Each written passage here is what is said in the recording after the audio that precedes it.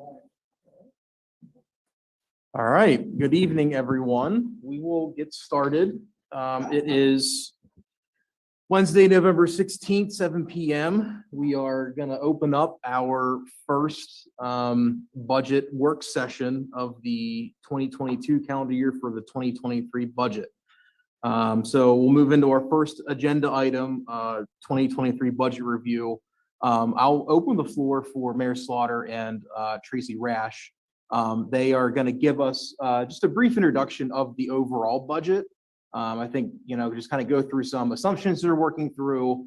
I think it'll help maybe answer some questions that a bunch of us might have initially and help streamline the, at least this meeting, if not both meetings a little bit. So I'll turn it over to Mayor Slaughter. Thank you. Good evening, President Yoder, Vice President Katz, members of council and the administration.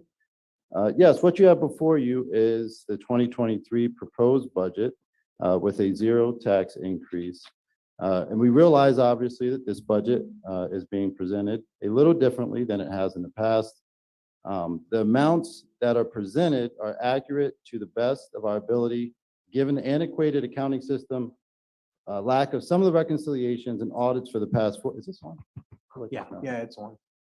For the past 4 years, time constraints, and we wanted to tie the city's capital budget as well, which has historically been an isolated process, as we all know, and not integrated, and we wanted to integrate that into the operating budget to establish a system that would create a sustainable plan for capital needs for the city moving forward. So you'll notice that this year, the capital budget at the end of the budget booklet will have a plan actually funded. It's not a wish list as we've done, so to speak, in previous years. We actually went with each department. We met with each department head, Tracy, myself, talked about capital needs, put a list together and formulate a plan both for 2022 year end, and then to fund those capital purchases moving forward. We've also revamped some of the budget, obviously, as you can see, within the actual budget and the order of it. And so for some of the more technicalities on that, I'll turn that over to Tracy and then circle back around to answer questions after that. Good evening, everyone. The budget books that you have in front of you have a number of sections, the first being a summary of the general fund. And again, the departments have been categorized in a way that the Pennsylvania Department of Community and Economic Development suggests that you order your budget. So that's the summary page. Behind the summary page are each of the individual sections of the budget so that you can look at more detail for each section. We've also provided you with a lot of history for each of those accounts so that you can sort of see trends or just the background of how the accounts flow. After the first blue page, you'll see that there are the number of smaller funds that are included. The next section beyond that is the salaries, and then the next section beyond that is the capital projects chart. Couple of things, as I said, it's presented in the order the DCED, or Pennsylvania Department of Economic and Community Development, suggests. Information Technology Department, which has historically been part of the general fund budget, has been moved to City Hall operating. And the reason for that is the IT department operates as what's called an internal service. So the IT department is providing services to each of the departments of the city. And for fair presentation of each of those departments, an allocation of those IT costs to the department is needed. So for instance, if IT buys a cybersecurity package, to have it isolated in an IT department by itself doesn't make much sense because every department of the city is benefiting from it. So we've moved IT from the general fund into City Hall operating and then allocated those costs to every department. So every department bears its fair share of costs. Each department is then allocated its share of rent, facility operating costs, and information technology. And they are included in each department's budget as City Hall operating allocation. Each department has a line item that's been added now that's called transfer to capital projects. And what we've done is put together a capital projects budget for you, a true what equipment the city has and what's needed. And we've said that during each year, you should be funding a portion of those capital assets. So you're essentially taking 1 year's depreciation worth of the asset and you're putting it into capital projects fund so that you're saving for future purchases. It's a wise way to keep your capital asset purchases purchased when they need them and have the savings to do it. City Hall operating costs for the past 2 years have been spent out of available cash. So all of these costs have been running through your City Hall operating fund, and they haven't been charged to the appropriate departments, nor have they been funded. So that's a new cost to all your departments this year because we're using actual budget this year to pay for those costs as opposed to available cash. And all amounts that you see for rent or utilities are significant estimates.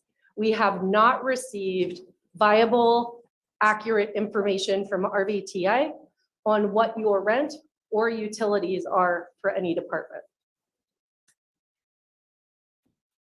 So just in general, I wanted to just give you highlights of each fund before we start going through by department. So overall highlights of the general fund, you'll see that revenues, the budget's increased $1.2 million. When you look at that first page, at that cover page, it looks like we're budgeting taxes lower than the prior year. And you think, well, we didn't decrease taxes. This is, the mayor told you it's a zero increase real estate tax budget. The reason is because you've always budgeted a $2 million TRAN under taxes.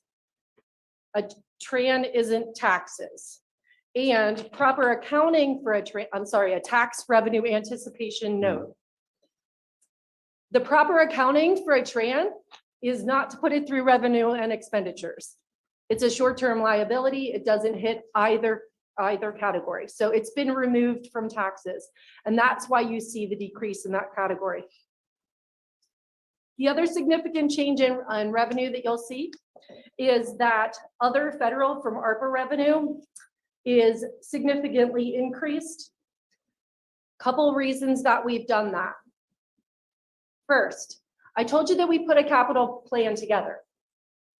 And we said, okay, if you are truly going to have the savings to purchase the equipment when you need it, then there's this beginning balance that hasn't been funded all along. So what do we need to do to get you in a place, a one-time place of where you should have the savings to purchase that equipment when it's needed? And so you have this revenue loss calculation through ARPA that you've approved, and we've taken that into the general fund to use for general fund expenses. And then the budget that falls out, we're recommending be put into the capital projects fund so that you start on a solid footing in your capital projects fund to fund the future capital purchases.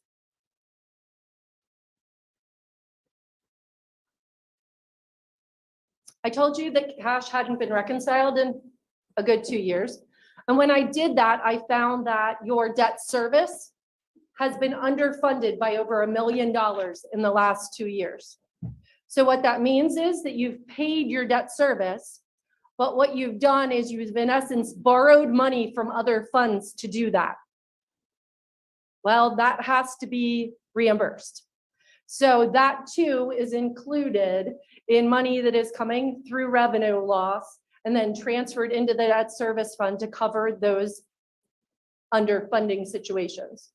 The main reason for that underfunding is that you had anticipated that RVTA would be paying a portion of your debt for the last 2 years, and that was stopped.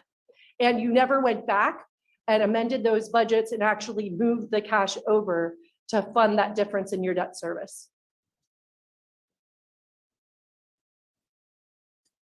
The other significant difference is that other local under revenues, you'll see that went from 300,000 to 0. That's because that was RVTA's portion of the pensions that were to be that were paid to you in the past, and of course they're not going to be part of your pension plan in 2023. All other revenues have been budgeted relatively conservatively. Now expenditures. I wanted to just tell you a couple of assumptions that we used in developing the expenditure numbers. That might take some of your questions away from every department then. So a couple assumptions that I found industry-wide, all the finance directors have been talking and we're all kind of using in our budgets, are that gas and oil are up 17% from your 2022 figures. Everybody's anticipating a 17% increase. Electricity, everybody is including a 45% increase for electricity costs. The salaries in your budget have been increased in accordance with the union contracts. All other employees are presented with a 3% increase in their wages. Supplemental to the package, the binder that you got today, you were sent a schedule, and that schedule shows you, if you take the 2022 budgets by department and remove the allocation, the city hall allocation, and remove the capital purchase funding, where you would be with your budgets. So I wanted to show you kind of, if we took those pieces out that we've changed this year, where the budgets would stand. And you can see that there's a few significant items. One is your debt service. And as I said, you underfunded your debt service by over $1 million in the last couple of years, so that's being paid in. Also, you'll see a $2 million transfer to capital projects, which I just told you is the beginning balance or the savings that should have taken place to fund your capital projects in the future.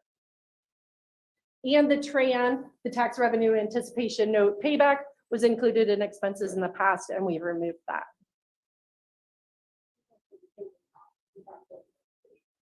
Yes, it's just not accounted for in the budget that way. Right, right. If we need it, we would take it out. Yes. Yes, yes. So that was the general comments with respect to the general fund. Capital projects fund highlights, again, you're going to see transfers in from the general fund, from other funds to fund those capital projects. On the last 2 pages of your binder, you're going to see all the budget, the projects that the departments are requesting. And in that, the cell that has the green highlight is the year they want to purchase the item. City Hall operating, again, was paid in 21 and 22 with cash reserves. 23, we're allocating those costs out to the general fund departments. All amounts for utilities in City Hall operating are significant estimates. The liquid fuels budget includes $350,000 towards street resurfacing, and liquid fuels is of course restricted to very specific items. The debt service fund, as I mentioned, shows over $1 million revenue over expense. And again, that's because you're transferring in to fund funded debt service in prior years. Act 13 shows $200,000 budgeted towards street resurfacing and $175,000 budgeted towards the Basin Street pump station upgrades. And then your pool repair fund, I didn't budget any expenses in the pool repair fund. I was told that council would like to maintain a $50,000 balance, cash balance in that fund, and it is currently at $46,000. So I didn't budget any expenses for 2023.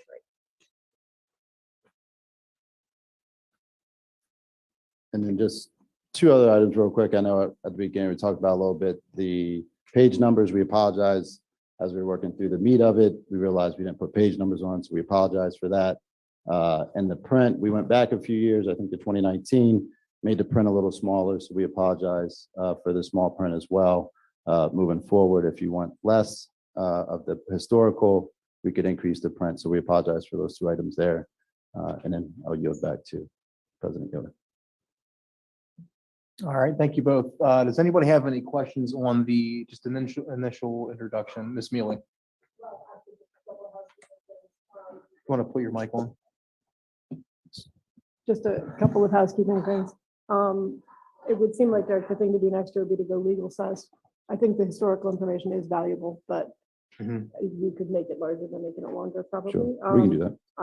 Is it possible to at least get an electronic copy with page numbers? Sure. Is it possible to at least get an electronic copy with page numbers? Because that's going to make the whole process of duking it out of the budget a whole lot easier. Yeah, sorry, that was just housekeeping. That's all. Thank you, Ms. Mealy. Any other questions or comments from other members before we go through our income estimates? Okay, Mayor Slaughter, Tracy, thank you very much for the introduction. We will move to our income estimates. Not sure who wants to, or who's planning to present our income estimates between. Yeah, no worries. Gotcha. No worries. If I can interrupt with one other small thing that we Yes. usually historically have done for the benefit of any members of the public, also for the benefit of viewers, we try to project the data on the screen so that people who are watching remotely or people who are watching here in the room can see the numbers that we're talking about. I'm sure there's enough hyperbole out there about our budget without it actually not being physically available to people. That's a good point.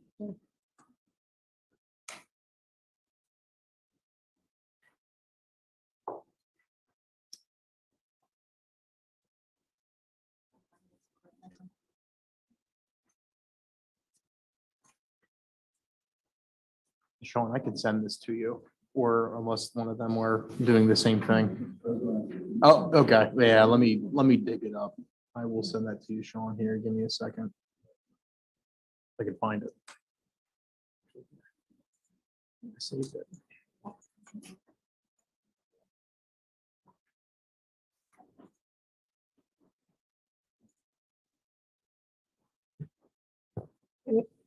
Sean, send me an email.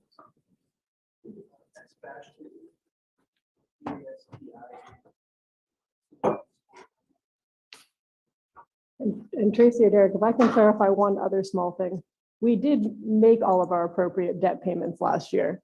We simply did not make them out of the appropriate lines, correct? And we didn't go back and rectify the budget to match those, right? That is correct. That was my recollection, that we we were unable to come to a decision about exactly where the money was going to come from. And then I believe that when we finally did, it never became official, but yes.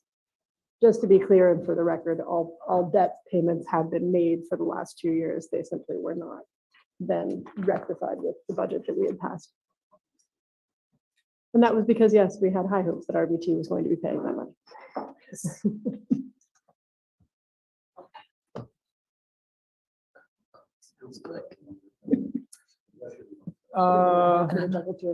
Sean, I just sent that to you. You want to take a minute? Okay, yeah, give it another minute. He's logging in. We'll pull it up.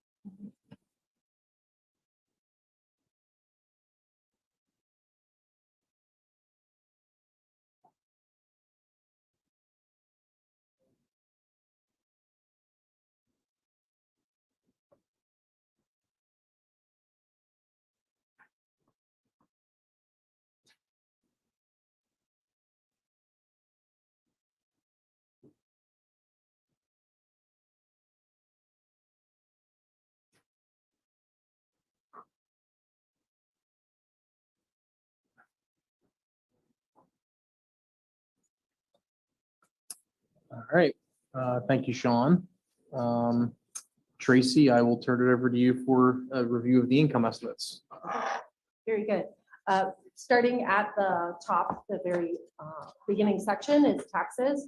And with respect to real estate taxes, the millage has been kept the same, but the assessed value decreased a little bit for 2023. So what, and it's based on 92% collections. That's what you've historically used as your collection percentage. So it's reported at base under current, and then the prior was kept uniform with the prior year. Wage taxes remain the same, and local services taxes remain the same based on estimates from the Treasurer's Department. Those appear reasonable.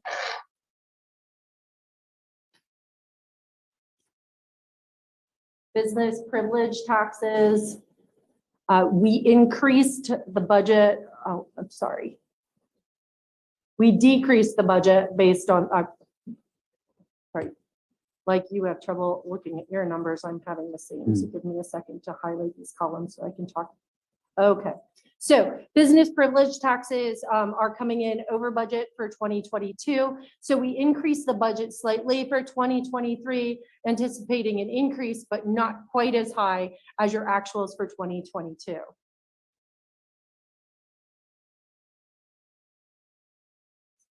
Realty transfer taxes, again, came in pretty high for 2022. We're projecting almost 600,000, but kept the budget uniform with last year. As you're aware, the market took off this year and is now slowing, so we didn't want to budget too high for that. And both interest and penalties and discounts were kept in line with historical averages, bringing you to what appears to be a net decrease in taxes from the prior year budget. But again, that's because the tax revenue anticipation note was removed. Licenses and permits were previously budgeted at 830,000. We're proposing 835, which is just a slight increase. No real changes in those amounts. Fines and forfeits, we did bring those down. When I looked at the trends for the past 4 years, those amounts have been decreasing every year. So I decreased the budget in accordance with the trends of the last 4 years. Interest, that's always good. That's good news this year. So interest has skyrocketed with the change in the federal rates. The treasurer has invested to the extent allowed for governments. The treasurer has invested your excess funds in higher interest bearing accounts. So I did pick up, what I did was I took September's return and then just annualized that for the rest of the year. It may even come higher because of the increase in the Fed rates that just happened.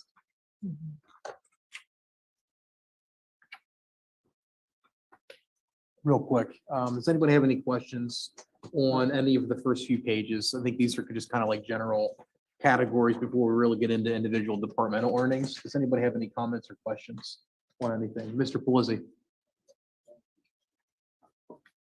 Hi. Hi. So real quick, going back to page 2, I see that for the year 2022, we had a line for mechanical devices tax. After the proposed year 2023, that 32,700 is now Looks like it was deleted. That should be 32,700. It must have been deleted in the process. so we should assume that 32,700 is going to be there. Yes, And then move it, yes, and then just add that into total Yes. sums at the bottom. yes. Okay, thank you.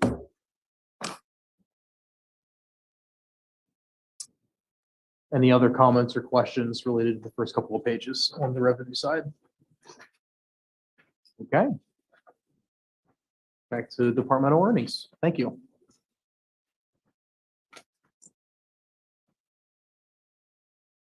Okay, lots of departmental earnings. So starting at the very top, you're obviously not getting any more indirect cost reimbursements from the Transportation Authority. Down to recreation and program income, I budgeted about the same as that you've received in the past couple years. Most of these I used historical trends. Pool admissions were budgeted at 25,000 last year. You only had got 4,400, but as you're aware, the pool wasn't open. So we are budgeting for the pool to be open the full time next year.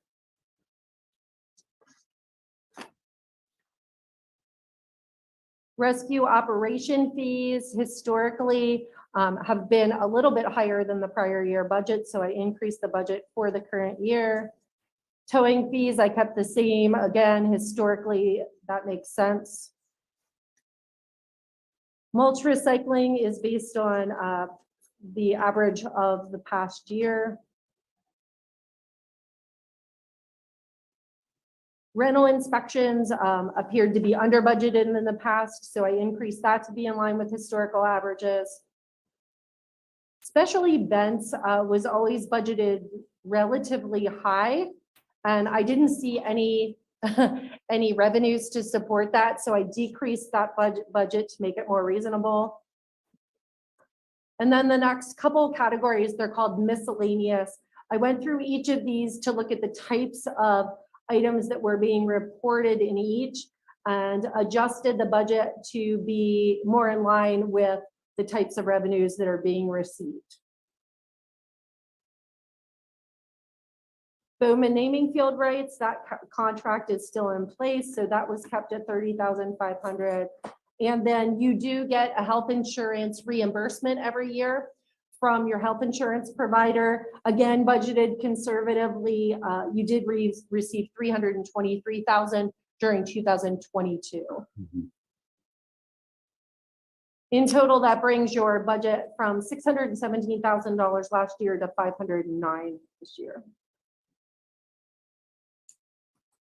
Do you have any members of council have any comments, questions on departmental earnings? Mrs. Katz? Mayor, special events. I really would like to see that outsourced and not part of the city. We obviously have trouble maintaining that, getting funding it. And if we want to do special events, maybe we can outsource that somehow. We can explore it. You mean, you're talking every single special event that we do? Well, there's something, when you stop and think about trying to bring the revenue in to support some of the events, Mhm. it gets very high, and it's also, we're finding it difficult, as you hear from other people, to get the people to work, to volunteer for the projects.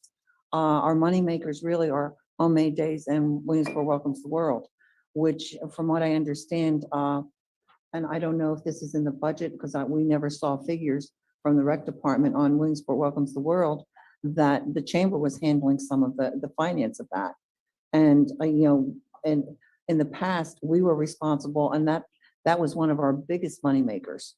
Sure, we can look into that, the special events that we do, and get some costs possibly to see what it would be to. I think what I'm saying is, I don't think, we're putting the rec department and special events together. Mhm. And, I don't know if you have the specialty that's required of somebody to do special events. Yeah. I'm just throwing that But out. yeah, it's something we can look into, yes. We can check it out and see, and if there's something out there that's reasonable, look into it.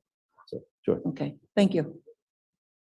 Any other comments or questions related to the departmental earnings? Okay, continue on. The next section is state grants. You can see that all of them have been the first two, beverage license tax and public utility tax, are budgeted consistent with the prior year. And then your pension contribution, the state aid that you get towards your pension, was increased in accordance with the information that was given to us by your actuaries. Under grants, other payment in lieu of taxes remains the same, as does the administrative cost reimbursements from tax collection office. And your SRO grant, your school resource officer grant, was increased because you have 2 officers now in the school rather than 1. So that was increased in accordance with the contract. And then down below, under other, so this is where your money from ARPA, your revenue loss money from ARPA is coming in. The 2.06 million That is again, the amount that we are saying needs to be put into the capital projects fund to get your savings where they need to be to institute a true capital projects plan. The 1.96 above consists of two pieces. 1 million of it is your debt funding. So the debt funding that's going to be transferred over to the debt service fund. And then the other 960,000 is consistent with the prior year, what you took from lost revenue and into your general fund budget. Does anybody have any comments or questions? Ms. Mealy? Well, just one, I mean, it would seem as though if we're going to bother to maintain those two lines, then we should differentiate between the two of them. They're both called out for lost revenue. B, if we took the 960 out of the lower one last year, then shouldn't the lower one this year show 1.96 million and the upper line, the new line, show the transfer to the capital? I just wanted to show it separately, just so we could talk about what it looked like. You're Okay. right, in the system, it'll be one line. Okay. I just wanted to differentiate between those two lines so you Got it. understood Okay. why that was coming out. So it's not Yes. going to show up as two Right, it lines, would so- not show in the general ledger, it would be one line, correct? Okay. Understood. Then yeah, that. Right. We can discuss the particulars of that later unless we want to discuss it now, but that's a fine way to show it if that's not the way it's going to look in the long run. Okay. Any other comments or questions related to any of the remaining pages related to revenue? Okay. Thank you very much. We'll move on to general government. I think we have the mayor's office this evening. Turn it over to Mayor Slaughter.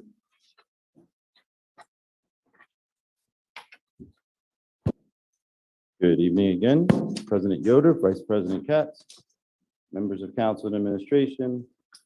What you have for the mayor's office, salaries, which my salary is set by ordinance. And then, as Tracy noted, 3% for that wills, FICA, life insurance, workers' comp, pensions, health insurance. The second, their travel, that should say professional development, apologies there. Communications, hearings and litigation, office rent, city hall operating allocation, dues and subscriptions, SPCA, general office supplies, and support equipment for a total proposed of $284,000. Thank you, Mayor Slaughter. Any comments or questions related to the mayor's budget? Ms. Mealy? Just two things, Derek. Your salary showed an increase in the salary budget, in the salary detail. Is that inaccurate? No, that's accurate. For 2023, it goes up by whatever, Oh, or okay. whatever it was Got it, set got by it. ordinance. Okay, sorry. Yeah, you said it was set Yeah. by ordinance. When I was like, I don't remember. Well, Yep. I'm just not aware of it one way or the other side there. Yeah. And then what's the support equipment? That is computers. So talking to Chris Black, we use our computers pretty hard. Actually, Janice Holmes today was acting up and they're basically about shot. So that is what that was for us for new laptops moving forward. Makes sense. Okay. And I know you explained this once already, Tracy, but give it to me again, the difference between office rent and the city hall operating allocation. Certainly, certainly. So office rent is, if you recall, council approved a lease with RVTA. Mhm. It was effective September of last year, but I'm not sure when you approved it. I apologize for that. But so that is recorded as rent in each department based on square footage, based on the lease. However, RVTA has now come back to us and said they think that those square footages could be inaccurate and they're reworking that for us. But the rent in there is what is currently being charged by RVTA. Then City Hall operating is an allocation of all the costs of old City Hall. And then all the common costs of current City Hall. So think cleaning, right? Right, and that wraps in Right. all city buildings. Yes, not just- yes. okay, got it. Right. And then your IT department. Right. Okay. And then we've taken those costs and we've allocated IT out to every department Right. based on the number of computers they have. Okay. And we've allocated the city hall facilities piece based on square footage.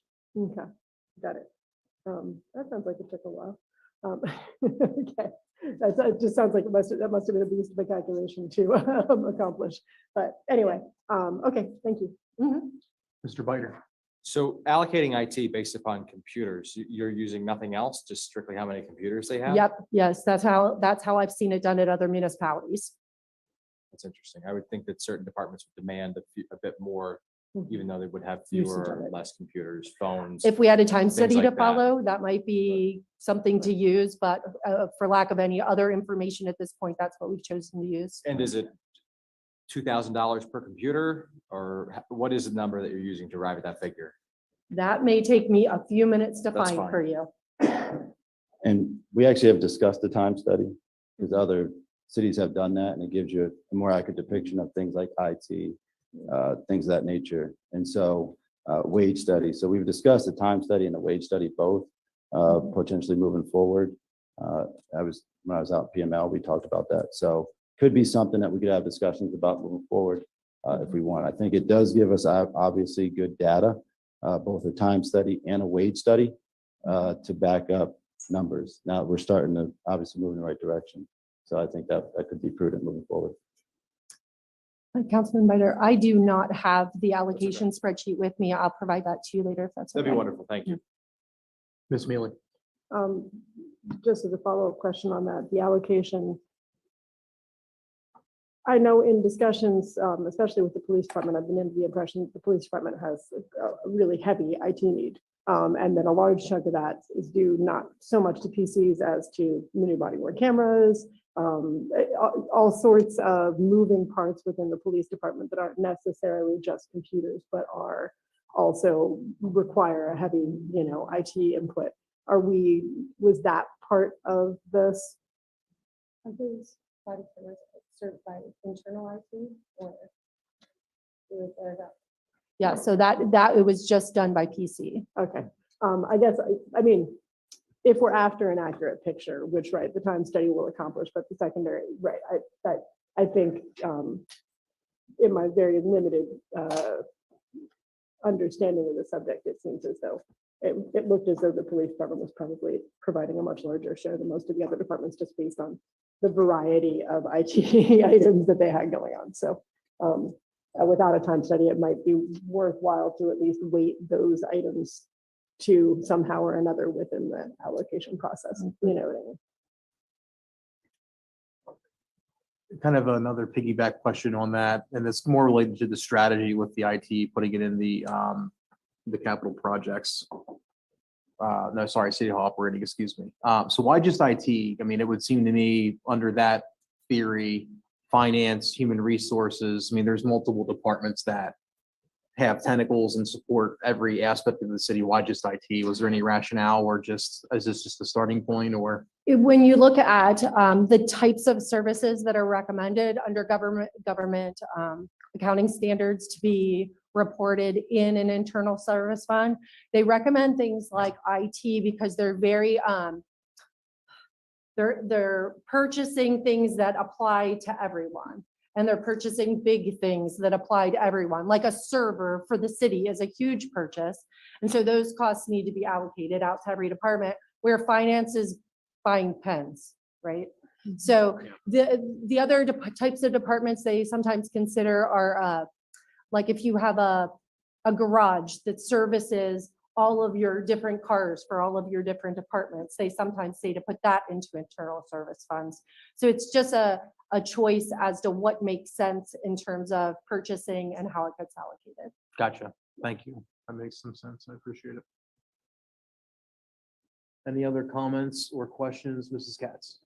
Mayor, under expenditures, business and grant development, there really is nothing since when, 2020. Is that being placed elsewhere? No, actually, that was $100, and I really wasn't sure coming in what business and grants development really was. And so we do a lot of our grant, when we write grants, we use obviously Delta and Keller. And so I saw that $100 there and I just didn't know historically really It just doesn't what that was. feel right or look Yeah, right. so we left it there just because in 2020 it was $100. But yeah, I couldn't really, yeah, I didn't- we didn't really, Yeah. so that's just nothing. If I recall, I think we have our consultants under the planning area, correct? Exactly, Yeah, yeah. So so we don't, there's they're no covered. business and grants development needed from my I office. just questioned the line item there. Yeah, it's, Any other comments or questions? Okay, thank you, Mayor Slaughter.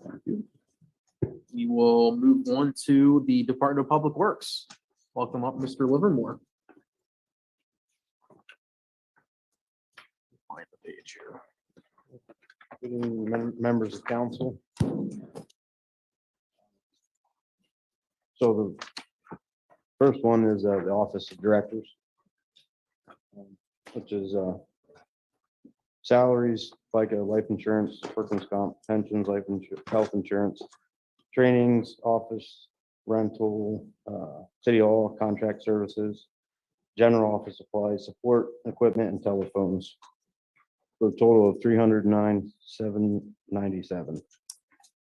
Any comments or questions for the Streets and Parks Office of the Director? Page. I'm not trying to be smart, but I can't, where are we at?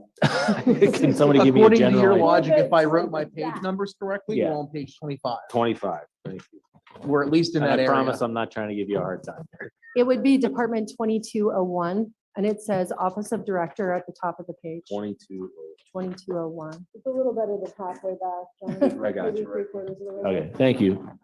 Was my number right? Yeah, my number was right. Well, Yours, did our right, numbers yes. match? Any, so now that you're on the right page, John, any comments or questions related to the Office of the Director? Okay, on to the next page. Page 26. Sure. Next one, streets and parks, traffic control, 2270.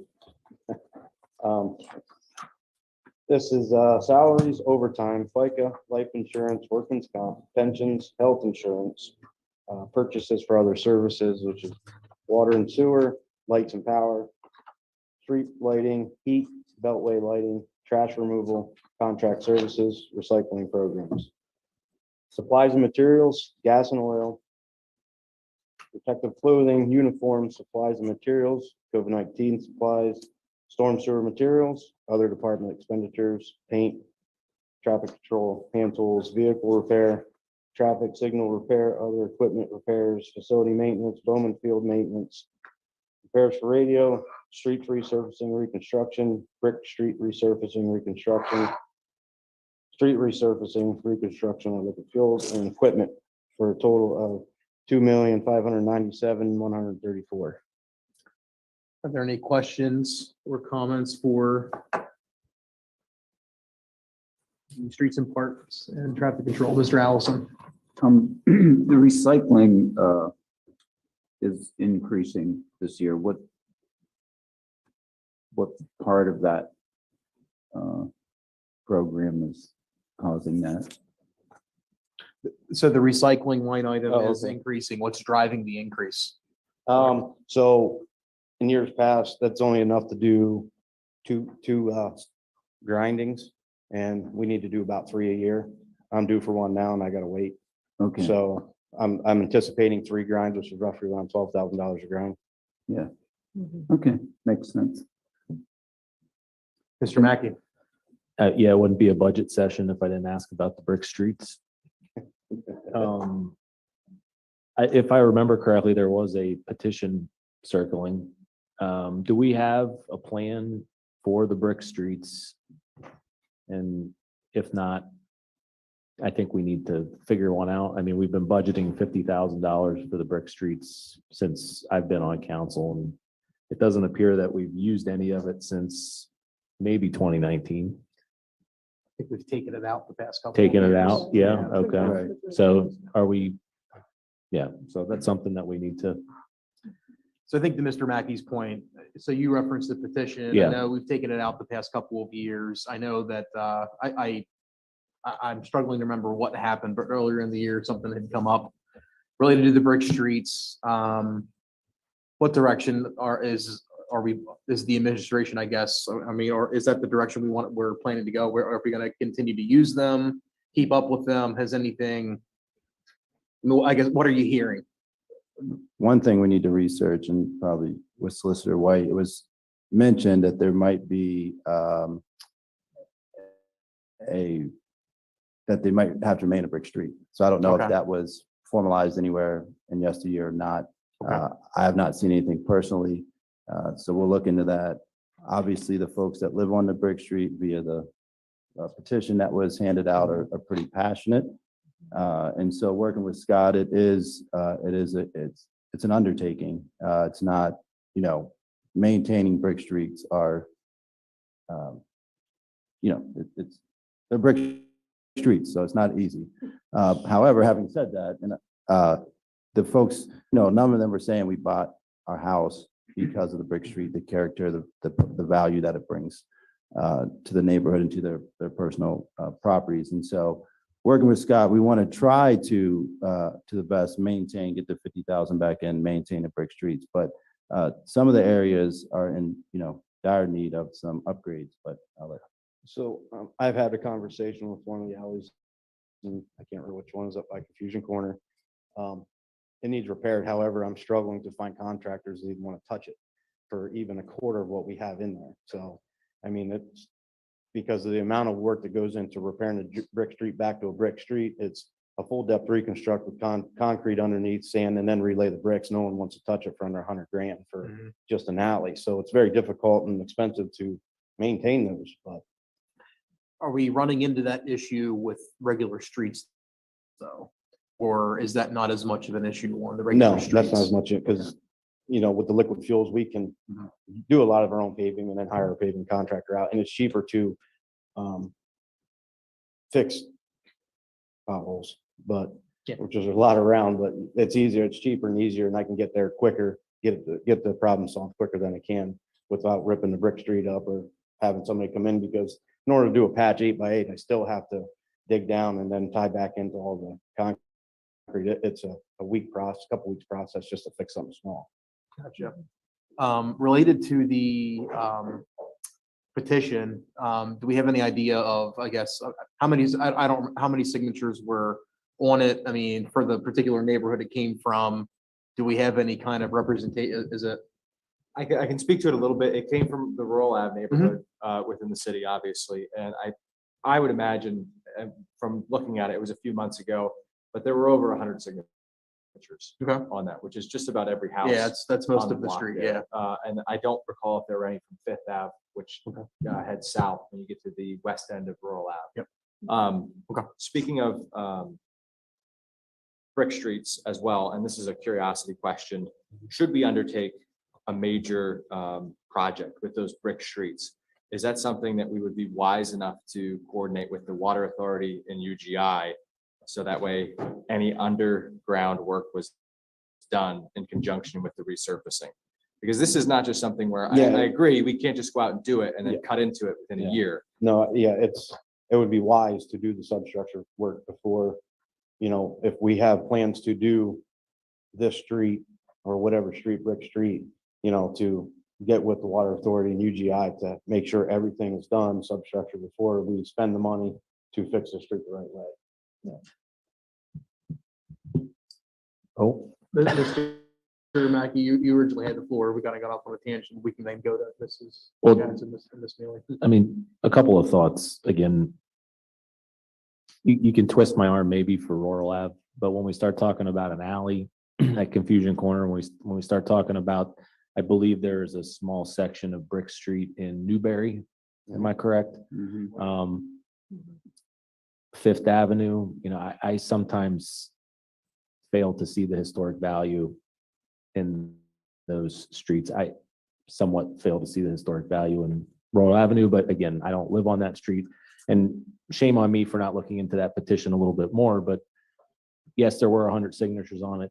Were every single one of those signatures from people who actually live on rural, or were they neighbors who maybe lived a couple houses off of rural, that to me would be information that I think would be helpful to have. Yeah, I think it was a combination. Yeah. Mainly rural. I think there were a few on First Ave, maybe Second Ave. But I can share I think everybody, anyway, it's been a little bit, it's been a month or two since I've looked at it, but I did meet with a few of them, and, you know, they were passionate, but I think majority of the signatures were rural Ave folks, but there were some cross-section streets as well. Wasn't 100% rural Ave. Okay.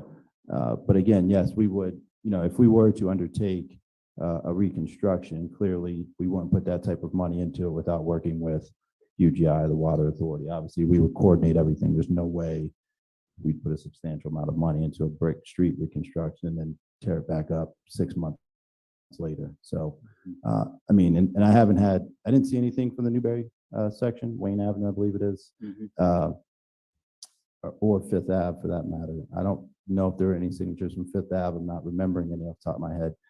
And then that little alley that's up there off of Hepburn there before Confusion Corner. So I don't think I saw any from that area either. So primarily it was rural Ave, and you know, we can, you know, circle back around maybe and have a conversation. But to his point, it's historically always been 50,000. That's nowhere near enough to truly do it if we want to upkeep.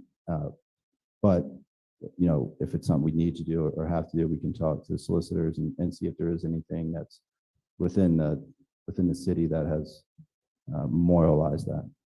I would also be interested to know, if we're talking about a significant amount of money, what other projects do we spend a significant amount of money on that benefits such a very small section of the city? That would, again, I have a hard time dumping a ton of money into a street that only benefits 100 people. And this is a city of almost, what, 27,000 people? Yes, So, sure. yeah, that's just, again, just my initial thoughts when I hear huge undertaking, lots of money. Thank you, Mr. Mackey. Mrs. Katz and then Ms. Mealy. Just a quick question, Scott. On Wayne Avenue in Newberry, the brick street there, don't they also have a drainage problem? They did in the past. I don't know if they still do because of the bricks. I'll have to check in on that. I don't know if we have gotten any calls recently about it. I mean, right now, if it's going to be a problem, it's going to be a problem right It's now. going to be a problem now because in a few years ago, there was a problem there. Yeah. Obviously, and they kept on working on trying to fix it. And I agree with John, the 50,000, that doesn't even scratch the surface. Are you still stockpiling bricks though, somewhere? I still got, Yeah, yeah, okay, I have a bunch. you got a bunch, okay. Ms. Mealy, you had a question. Sure. So just so I'm understanding, Scott, because somehow I did not know this about brick street construction. Are all the city's original brick streets underlaid by cement? Under what? Is there cement under all of the city's original brick streets? If they're not, there should be, and that's the way it's got to go back in for the code, so. I mean, but that's the way that we would have constructed even back like when they paved 4th Street with brick. I haven't been around the city while they were tearing one up to see if that's what's actually under them, but that's what's supposed to be under them in order to handle the amount of traffic we have now. Huh, interesting. That's something that makes sense. Well, a couple of real weird small notes, but that little alley off between Hepburn Street and Market is going to get a whole lot more traffic if we pave it. Just going to put that out there because everybody avoids it because it's slick when it snows and when it rains. You know what I mean? Like it is currently a very low traffic area, I think, because it's brick. And if we improve the surface, then I can guarantee you that's going to become a pretty major thoroughfare because there are a lot of people who want to get in that area, but I won't drive, you know, but anyway, there's just something to consider. And I'm not saying one way or the other. I was about to say, that really should be paved. And then I was like, oh my God, it's going to drive those people crazy if we pave that alley. But so just something to put out there. In terms of the other brick streets, they are protected by ordinance. I'm not certain if we're required by ordinance to put money into maintaining them. I would assume that we probably are. But if we in the long term are looking to do anything like reconstructing brick streets without the brick, we're going to need to first go through the ordinance to deal with it. I am generally speaking a fan of brick streets. I think they do add to the character of the neighborhood. I do think that unfortunately, for whatever reason, most of the brick streets left in the city are not in neighborhoods that, Rural Ave being one exception, and potentially Wayne Avenue, but the whole stretch there down around Fifth Street. While I think it could be exceptionally cool right now, it's not really adding much to anything, and I don't know what we do about that. But those are also probably the worst, with the exception of that alley on Hepburn Street. Those are probably the worst ones in the city, and would require the most money to bring them back to anything. So it's a discussion that we need to have.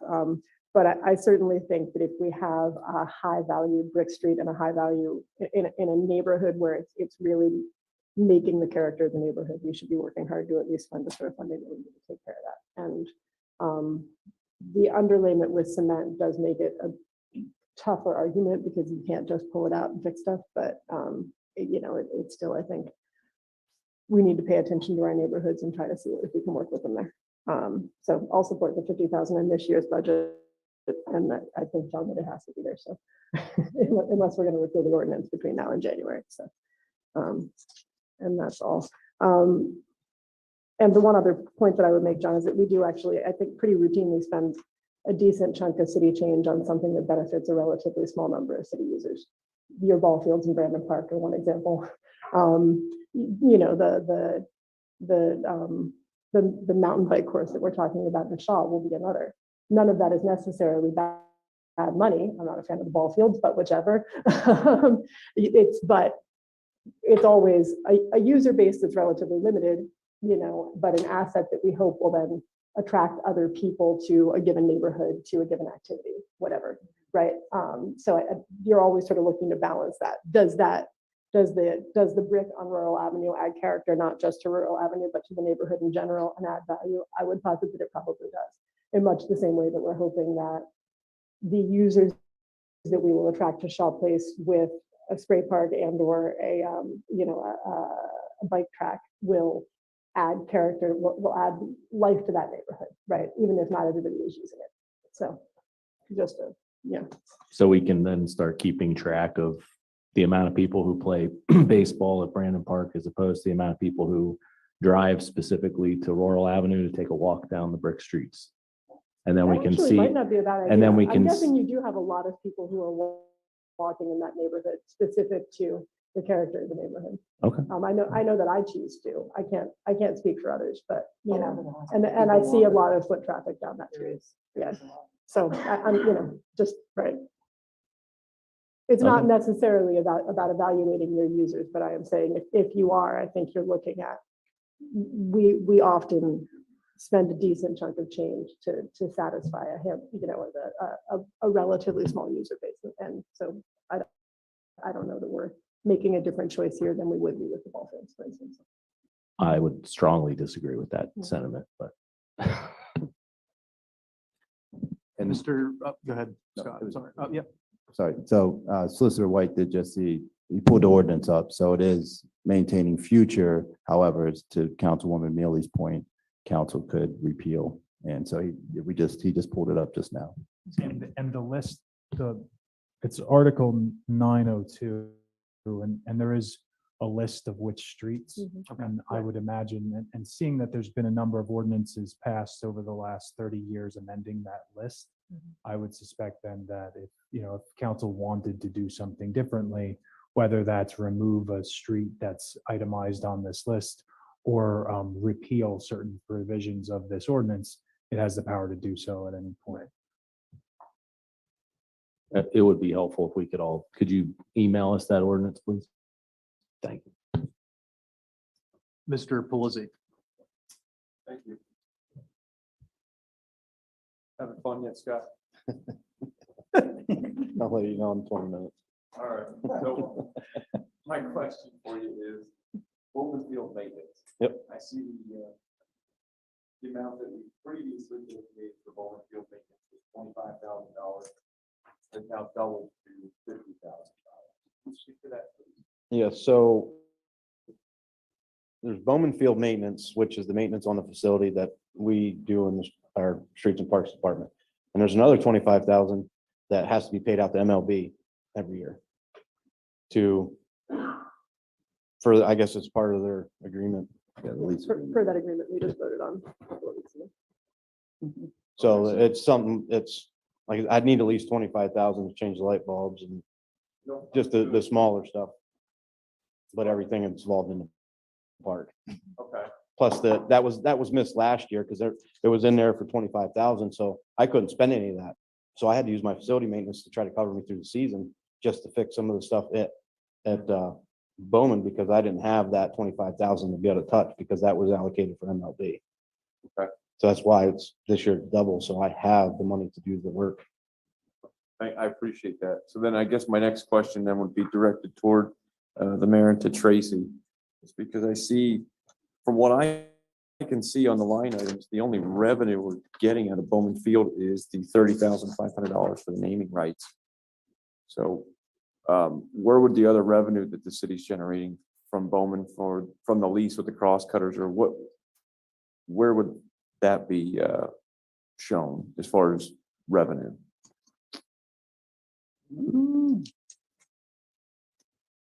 Do we have an approximate number on what that number would be?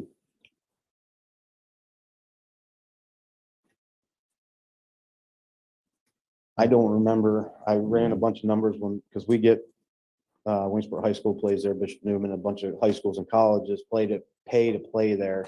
And I know we still take a hit as a city for them to do so. And I don't have that numbers in front of me at this time. Yeah. We'll have to look into that and get back to you. We didn't.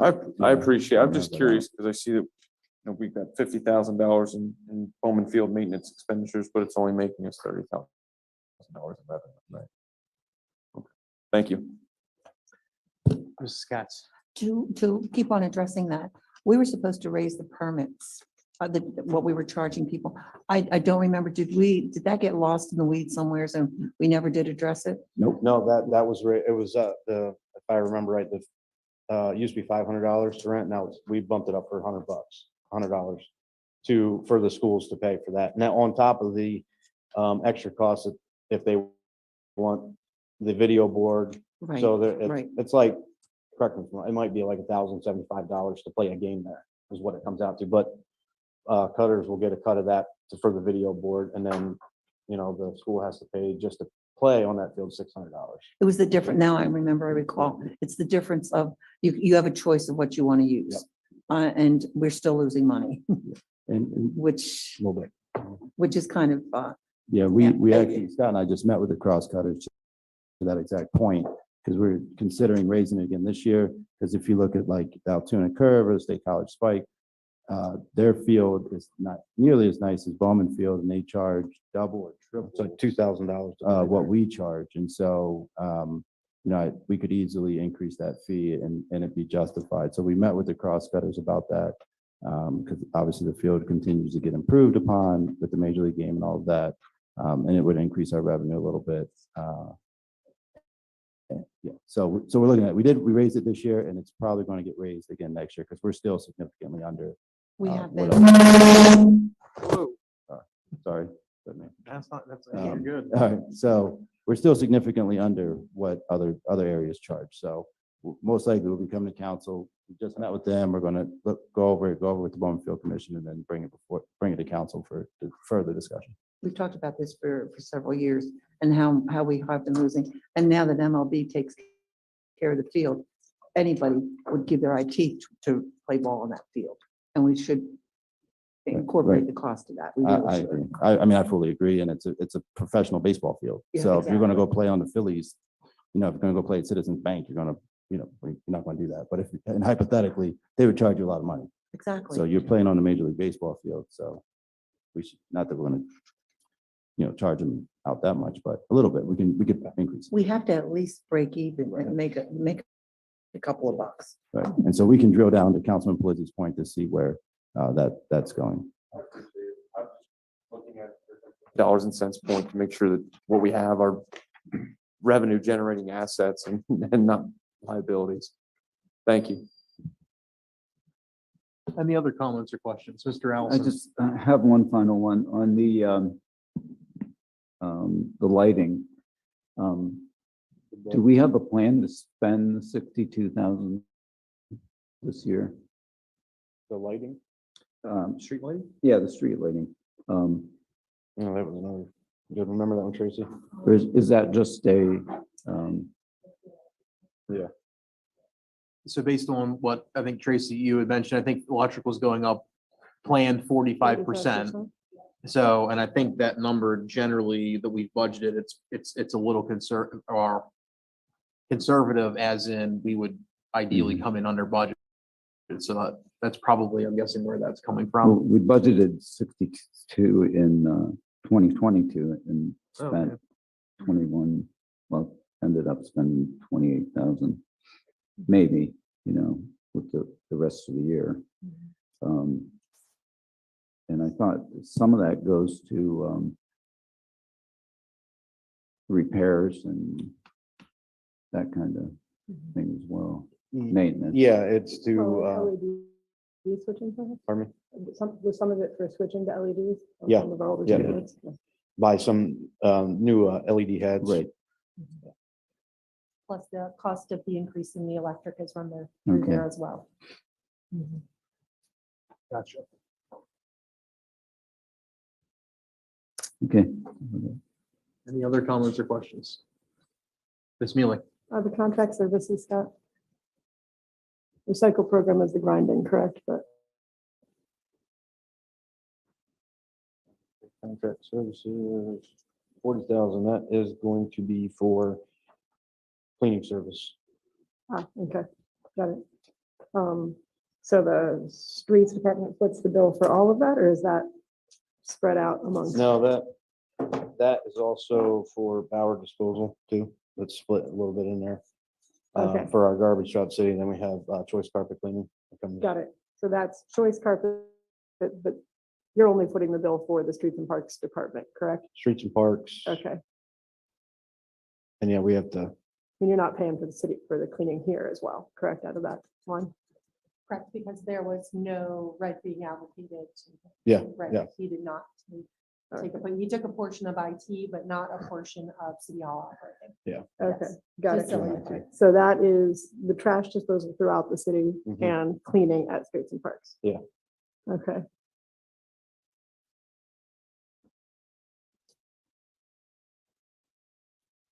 Got it. And the capital, I'm actually a little surprised. Talk to me about your zeroed out equipment expenditures for this year. I'm not seeing a lot of money being spent on equipment, despite what I've heard, a fair amount of equipment being discussed in the Streets and Parks Department. And also not seeing a lot of money transferred out to capital projects for future expenditures.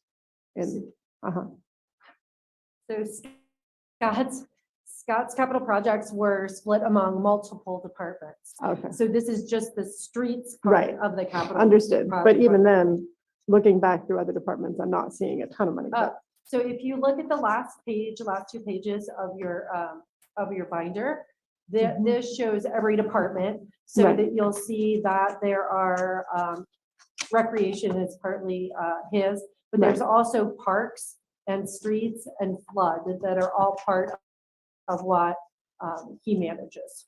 Yeah, So it's broken into those pieces. right, yeah. Oh, I- this is streets. The reason for that is most of his vehicles in streets are paid for through liquid fuels. Okay. So they're alright, not part of what the city's funding from the general fund. Got it. So we are not acquiring any equipment in the streets department this year. So if you- Or we are acquiring it through liquid fuels and that's in the liquid fuels budget, you're telling me. Because I know there had also been some discussion of potential grants. I don't know. I was just kind of trying to see. Yeah, so again, on the very last page of your book, it'll say Department 2270 Streets, and there are two vehicles being proposed to be purchased out of the Streets Department. They are a Streets and Parks Transport Vehicle and a City Transport Vehicle. The green highlight is in the year of purchase, so that's 2020. you would anticipate purchasing those. Okay. And the city transport vehicle was the one. we had Well, this- and a hillsider, but that's Parks Department, correct? That's Or flood control, sorry, yeah. Yeah. Mhm. The city transport vehicle, our thought there was that was be the one that we'd share amongst city council, everybody. If we need to go to professional development or anything like that, it would be a vehicle for all of us to use. Mhm. Yeah, understood. So, got it. So that is funding, that's equipment that we are acquiring then in the 2023 budget year. I'm just, sorry, I'm still trying to wrap my head around the new way of showing all this money moving around, so. So, Mhm, so just in theory, mhm. the general fund shouldn't be used for one-time or non-regular purchases. Right. So if you buy 3 cars a year, that should go through your general fund budget because that's an operating expense. If you buy a car every 5 years, then you should save for it by putting money into a capital projects fund and purchasing it at the end of 5 years. So for these 2 purchases, looking specifically at these 2 purchases for streets, you should have saved $84,000 to date to purchase those vehicles. And then in 2023, you would save 6,000 because that's 1 year of savings and purchase the vehicle. Right. So the proposal is to take $84,000, again, using ARPA, flushing it through the general fund, budget falls out, goes even into capital projects. You have your savings for those through 2022, and then you're only funding the current year depreciation or the current year allocation of that asset out of the operating budget. Yep. So that's why you only see 6,000 on his Right, budget right, for right. this year. Yeah. No, I understand all of that. I'm just used to Okay. seeing the equipment still lined up in the budget itself, which is where I'm kind of struggling. for Right, some so reason. it's pulling, it's because those are one-time purchases. A general fund shouldn't show anomalies. Like you shouldn't see streets and parks go up 50,000 in 1 year and then back down because they bought a John Deere tractor. Mhm. That's a capital purchase. It shouldn't be part of operations. So that's why it's pulled out. Got it. Okay. Any other comments or questions? All right, continue on. I think what's in front of you next is 2280. Mhm. Yes. Yep. I might have screwed my papers up some. This is flood control. Salaries, overtime, FICA, life insurance, workman's comp, pensions, health insurance, water and sewer, lights and power, heat, supplies and materials, gas and oil, protective clothing, uniforms, flood control materials, department equipment, vehicle repairs and other equipment repairs, other department expenditures, flood levy certification, MS4 Chesapeake Bay, PRP, a grand total of 329,447. Any comments or questions for the flood control section of the public works budget? Mr. Pelisi? Thank you. Scott, for salaries, how many salary positions does that cover? Two? Yep. Thank you. Mr. Biter? Nothing in MS4 or Chesapeake Bay. I know we've got a lot of issue with that, and specifically with water sewer. And I see that we had a one-time expense in 2020 for that. We have nothing from the federal government that we need to satisfy that we're anticipating. Not to my knowledge. It's the water up there. Yeah, we had a resolution a couple weeks ago in regards to a grant. We get it and matched from the water authority will be fully covered on our Chesapeake Bay pollution reduction plan. And nothing for MS4. And we don't need to show anything with that grant specifically in the budget. We apply. Grants are accounted for in a different area. And we haven't received it, correct? We just, No. we did. Excellent.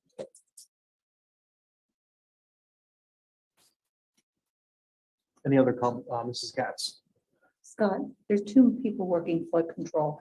From what I understand, the hours wise, it's really a three-man job and not a two-man job because of all that's expected for them to do. Am I correct in that area? It is a 3, maybe 4.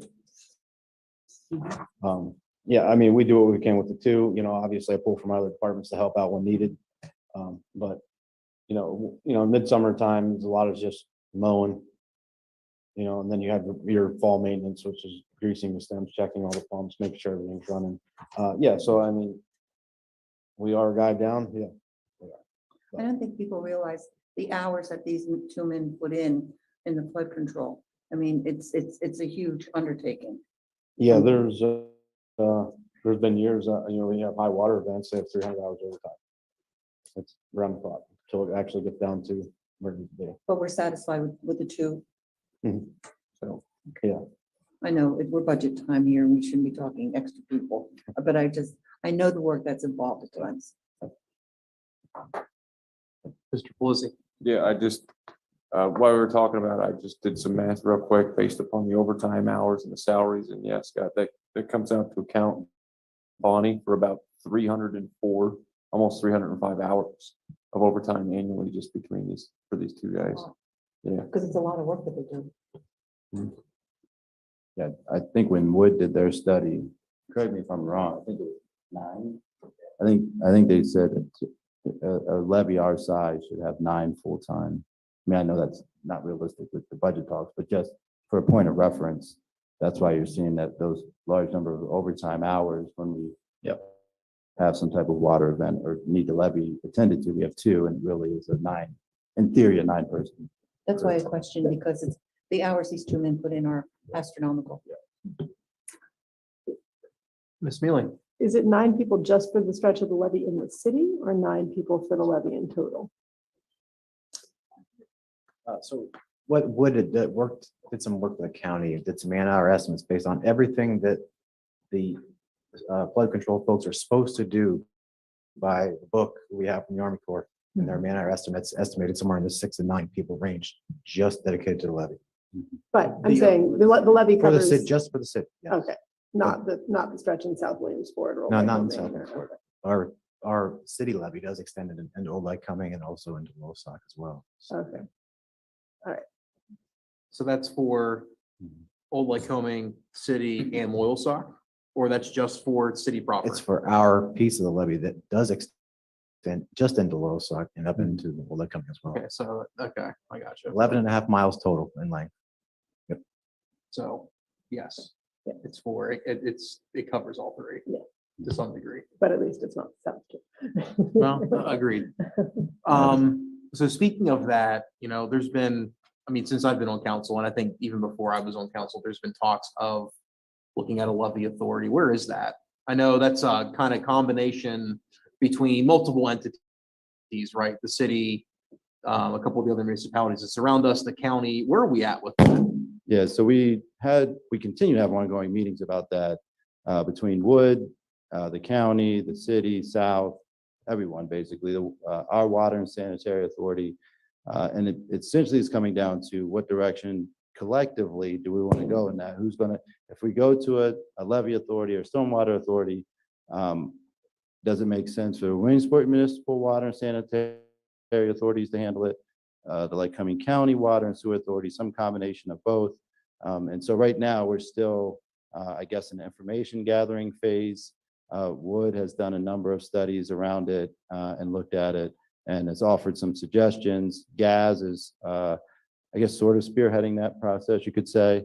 And so we meet probably quarterly. Obviously, there's been no definitive direction yet, or I guess agreement on how we're going to move forward. We all, I think, believe that we do need to move forward clearly with some type of levy authority, particularly once it's the accreditation and recertification process is done, so that we don't get back into the same situation again. And so I think right now we all sort of had our individual input. Gaz is collected all of that and putting it together, we'll meet again and then, continue. So hopefully, I would think sooner, it seemed anyway from what I've gleaned from the meetings is that we all know that we need to do some type of authority. What that looks like and who is overseeing that, so to speak, is sort of where we are right now. And so leaning on Wood for their expertise, and Keller's been involved as well, looking at grants and things of that nature from the federal side of things. But so it's, say all that, say it's still an ongoing process and everyone's still involved in that. I think Councilwoman Katz has been to a few of the meetings as well, so. That's helpful. I mean, it's an undertaking. This entire process has been an undertaking when you have so many municipalities involved. And this isn't really to push any of the individual bodies that are in it more, maybe some would. But it'd be really great when we're sitting here next year, maybe we have some kind of an idea of what that actually might look like, so we can start to plan accordingly. So nice. I agree, and I think with the process that's underway now with the recertification and the risk assessment, a year from now, we'll probably have significantly more information, obviously, including, maybe even have an Army Corps here and they'll be able to discuss as well. Because I'm assuming they'll have some input. John, correct me if I'm wrong. The Army Corps will probably have clearly input on the maintenance, operation and maintenance moving forward too. And it's just one of the things we're going to have to agree on. I mean, it is what it is moving forward, and that so we don't get stuck again. Another thing to point out is the fact that things are looking good for Tom Keller's pushing the federal level for the earmark. So if we get that, it'll buy us some time financially, levy wise, so we can take our time on the authority if it becomes reality. Mr. Allison. Just a little bit perspective on our two flood employees. South side for their section has two. So we're way understaffed. Just to do regular maintenance on the pumps and testing and all that kind of thing.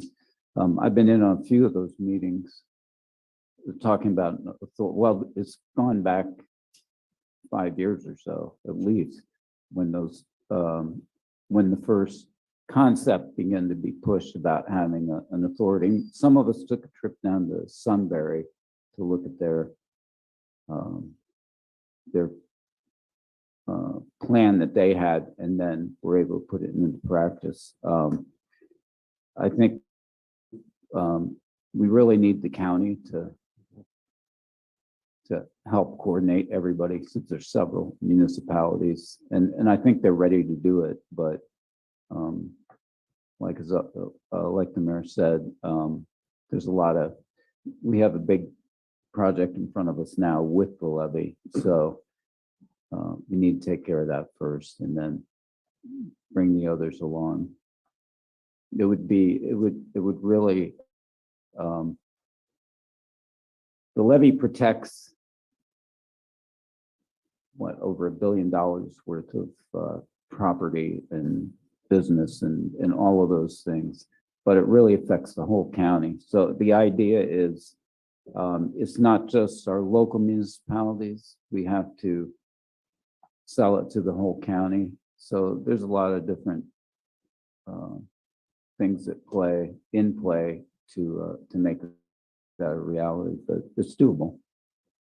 Yeah. Mr. Biter. Is anything within the flood control portion of the budget dedicated to Graphius Run? No. Going forward, I'd like to see something like that, some kind of preventative maintenance, until we can come up with a plan. I know that Mr. Sanders has been working on that, but I think it would be in our best interest to dedicate some true budget dollars to that. So as you saw over the weekend, we don't continue to have the issues that we do.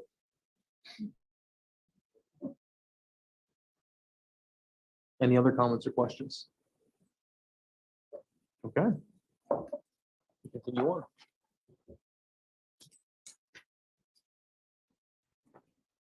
Recreation. 2220 recreation.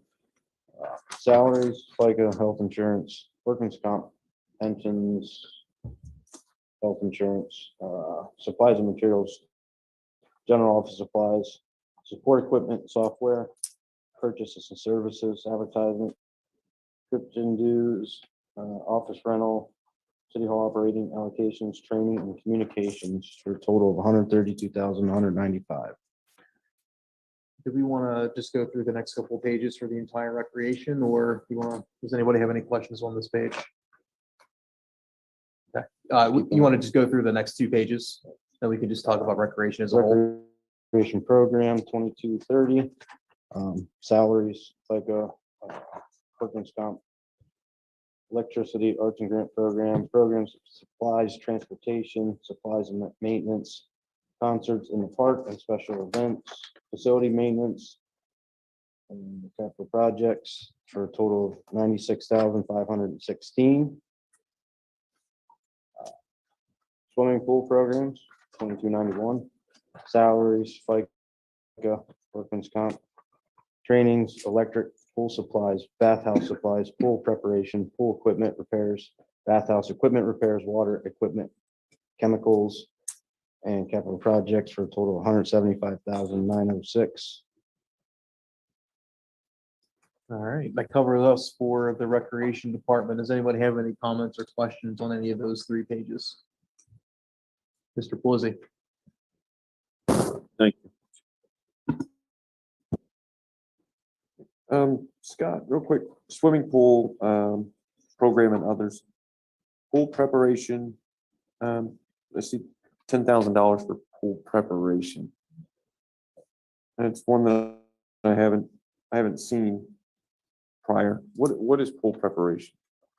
I believe it's to get some of the chemicals that we use for the pool, the DE, the chlorine, some of it. And then a lot of it's for the bathhouse supplies.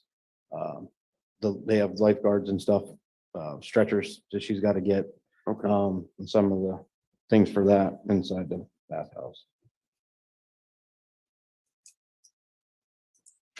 I was going to ask also about the 17.5 for pool equipment repairs, but then considering what we've been through, I'm just gonna leave that alone. You can ask about it. So that 17.5, I need to get new filters for that. Okay. Thank you. Yeah, I was looking at you, John. You're looking like you're gonna say something or like question. Yeah. So, yeah, anyway. Mrs. Katz, Ms. Mealy, did you have a question also? Are you done, Vince? For now. Mrs. Katz? Is the splash pad included in this budget? Yes, the chemicals and the water will be added it's added into this. The water consumption that we're going to use out there, the chemicals are in this for that. Yep. That's what, yes, I want to make sure that was included in. Okay, thank you. Any other comments or questions with recreation? Ms. Mealy? I'm assuming the training budget is related to paying for lifeguards to receive lifeguard training, because I'm assuming that's something that we're finding necessary moving forward. Okay. I don't have a problem with it. I just wanted to make sure that was what it was related to. Okay. That's everything.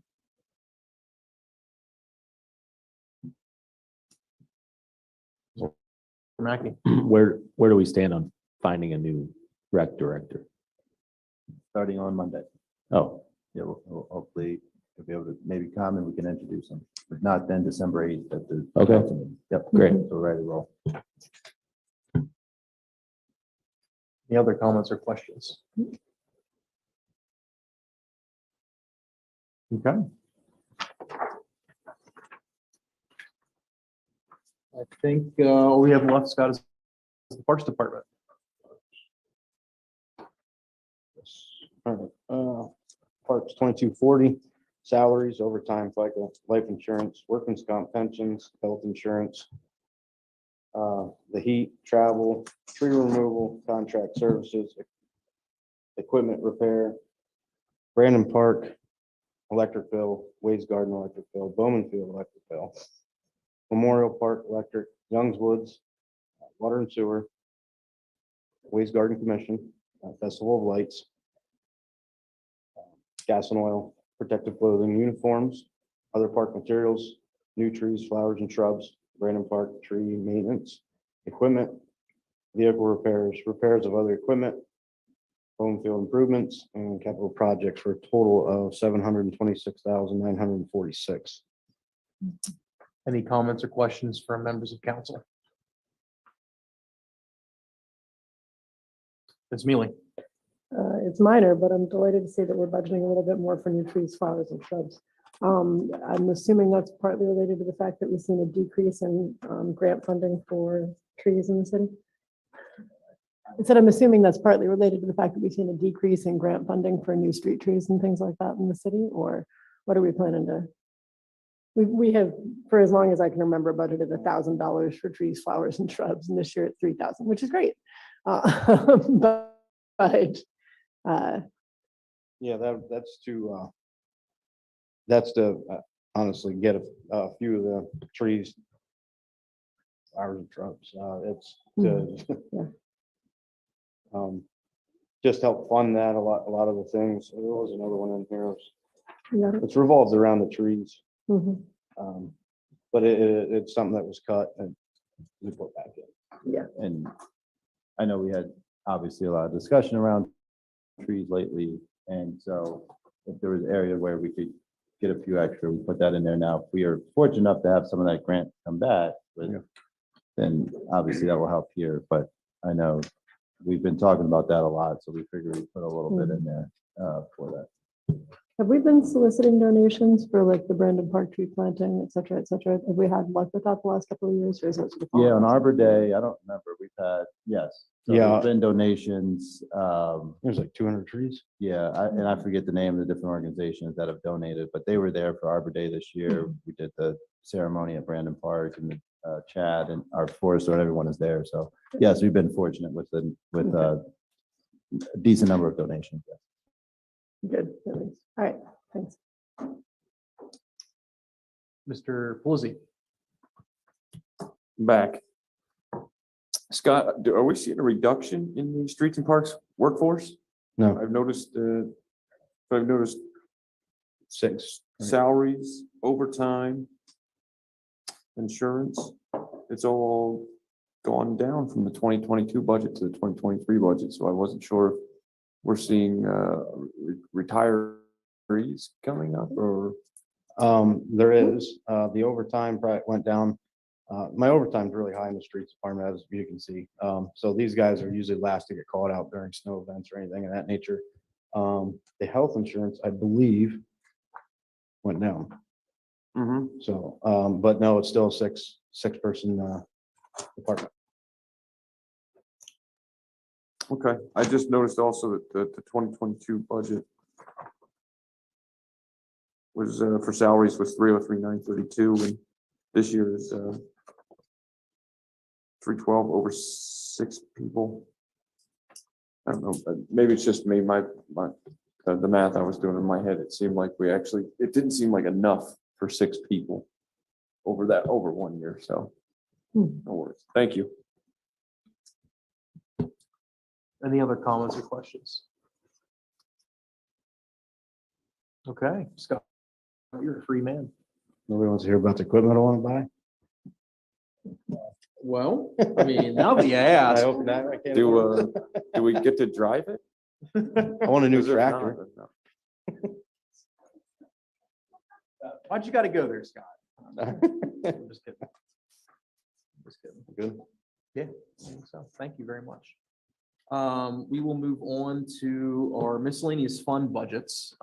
Tracy, I presume you're gonna walk us through these, or is it in conjunction with a couple people? Oh, maybe I spoke too soon.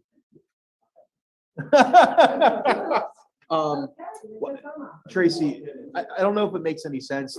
You just want to go page by page in this section, because I mean, the order on the agenda is different than what's in the budget. If it's easier, we can just go by the order that's in the budget, if that works for you and everybody else. Sure. Just page by page. Okay.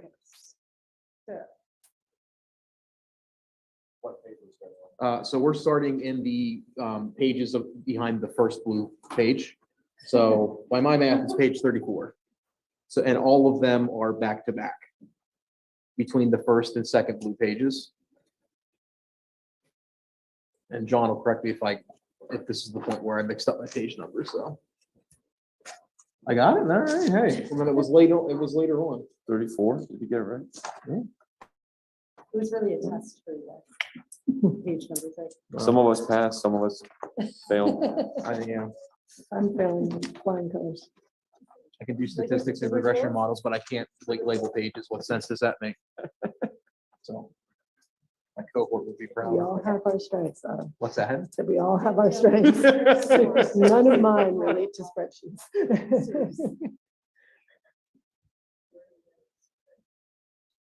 If that's So what you Need prefer, you it doesn't for- matter. I don't need you right now. How about I yell for you? Okay. Okay, so the first page should say in the top left-hand corner, should say Capital Projects Fund 40. Okay, so instead of looking at this page, I'm gonna take you to the last 2 pages of your document. Because this is just, that fund is just a recap of what you're gonna see on those last 2 pages. So what every department did is they went through their major equipment purchases and they scheduled them out, gave you information if it was available, such as your purchase, those types of things, estimated the useful lives of their equipment.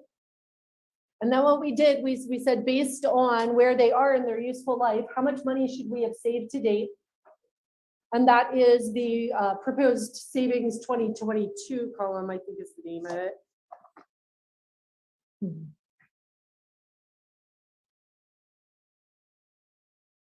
Yeah, proposed savings through 2022. And then each year for the next 5 years showed what they need to save in order to make those purchases on those dates.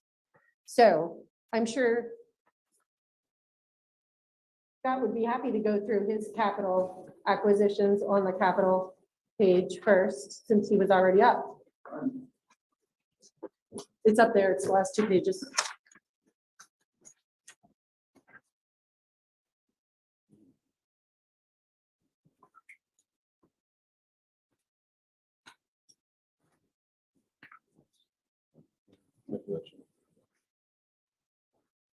Okay, let's just let her rip, I guess, huh? So, for me, recreation, we'll start with recreation, memorial bathhouse roof. Expected years to serve, be 30 years, over that. So I had 3 quotes come back. I got an estimate in ballpark, it's gonna be around $15,000 to repair that roof, to pretty much get another 20 years out of it, I believe. See, Shaw Memorial Bathhouse, average years of expectancy 15 years, and that was $11,000. Trying to figure this out. Shaw Memorial Electrical, which I wanted to put a new electrical in out there for the splash pad and update the electrical in the actual bathhouse that's out there. And that was estimated at $15,000 to do. But there's some change of plans right now out there, so we'll see how that goes. Shaw Bathhouse roof. I was trying to scramble for a bunch of historical data on when that roof was put on. I really don't know. Right now, I looked at it, it's pretty good shape. So it'll probably be roughly around $40,000 to repair that roof when that time happens. And I don't have anything till potentially purchasing that in, I don't know, 2030. Let's see, about future years. Brandon Bathhouse roof, which was 30 years and $30,000 to repair that, and that was anticipated to repair that one 3032. We'll jump down to the parks. So John Deere number 31 was purchased in 2002. About 15 years we can get out of one of those machines. roughly around $55,000, and I would like to replace that next year. Bucket truck for our forester in the Parks Department. That was purchased in 2006. That's good for about 20 years. And that truck costs about $250,000. Now, when that time comes, there will be a chance to get money back off that. I don't know the value of it, 20, 30, 40,000 for a trade-in. And my Parks Department again is truck number 29, which is one of my T-Tag trucks, 17,000 pound GVW truck. Was purchased in 2007. Life expectancy 20 years, and that truck's going to run roughly right around $70,000. And I would like to purchase that truck in 2026. Truck 27 was purchased in 2011. Life expectancy of these trucks, about 15 years. That truck's going to cost roughly around $60,000, and that will be, I want to purchase that truck in 2026 as well. Truck 18. Is another 2011, $15,000, $60,000 truck.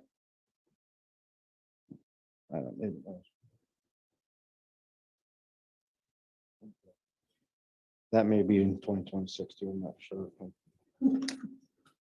Truck 23 is a 2013, 15 years, $25,000. $60,000 for that truck. Replacement year is 2028. Frontier Batwings, which is the mowers for our John Deeres that fold down, mow roughly 12 feet wide. That was purchased in 2013, good for about 15 years or about $25,000 purchase. That is, I'd like to get in 2028. X-Mark mower, this is 2009, good for about 15 years, about $15,000 to replace it, and I would like to do it in 2030. John Deere number 32, which is one of our newer ones, is 2020, good for about 15 years. Estimated value is around $55,000 now, and we are out in 2032 to upgrade that one. John Deere 55, which is 2018, 15 years at $50,000 to do, and we'd like to replace that in 2032. Another set of bat wings.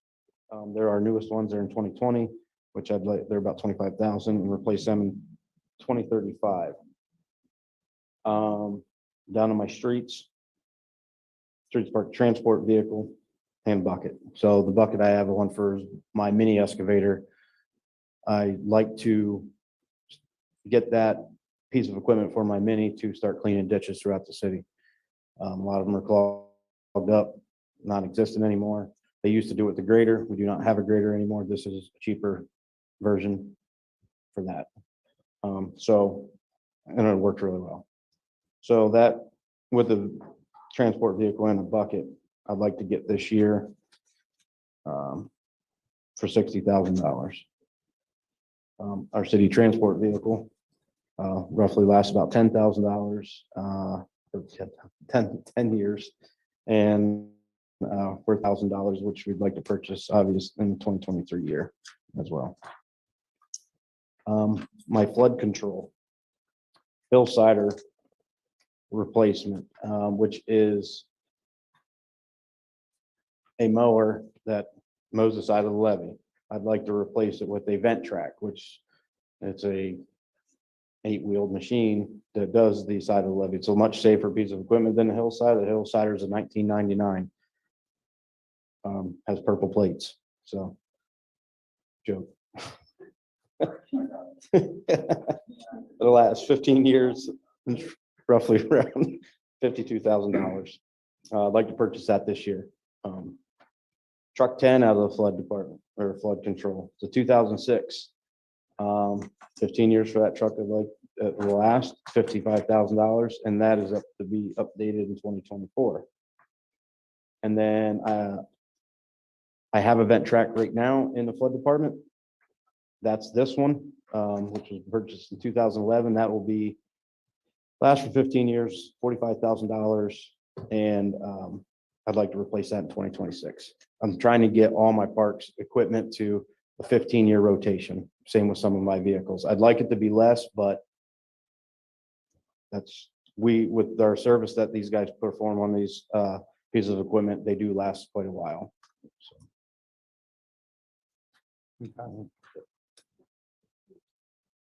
2291. Back to first. Recreation. The pool. Oh. 2291, pool filter. Okay. So the pool filter we have right now is a DE filter. These were put in back in I think in the 80s, everybody went with them, top of the line stuff back in the day. They are pretty much, they're dangerous to have. The DE white substance that you have to dump in the pit is pretty harmful to any human to be around, obviously. So we have that system right now. The new system I want to get is going to be roughly around $200,000. Obviously it's not feasible right now. So I want to, run through capital budget to be able to buy this. What we have now, we'll continue to use the DE system. We just have to make sure we're in the proper PPE in that building. After that powder is distributed into the filters, you have to get out of the room, let it air out, because it's like silica dust. You breathe it in, it's bad stuff. And I had pool specialists there. They can't even believe we use it, but the high school used to use it. Everybody uses it, but everybody switched over.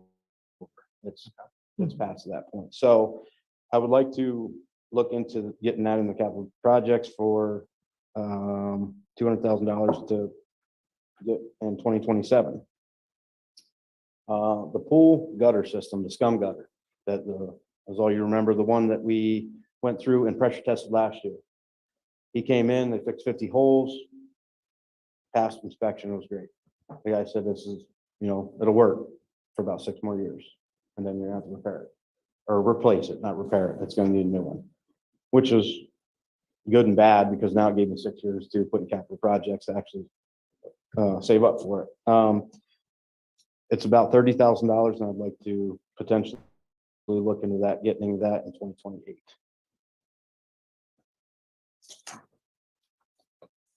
Okay. So you're essentially, if I read this right, anything in green in 2023, you're proposing to do, right? Yeah. And everything in the future, you're planning to do the year that it's green up until 2027, if not, and then if it's not there, it's in the future, right? Yep. Okay, cool. Any questions, Liz? Ms. Millie? Yeah, just a couple. Well, we might dicker around about specific things that we're spending money on this list. I conceptually like the idea of backfilling funding that should have been in these lines previously with ARPA funding. I think that's a solid approach that allows us to get onto a schedule. At least it makes more sense than our previous strategies. But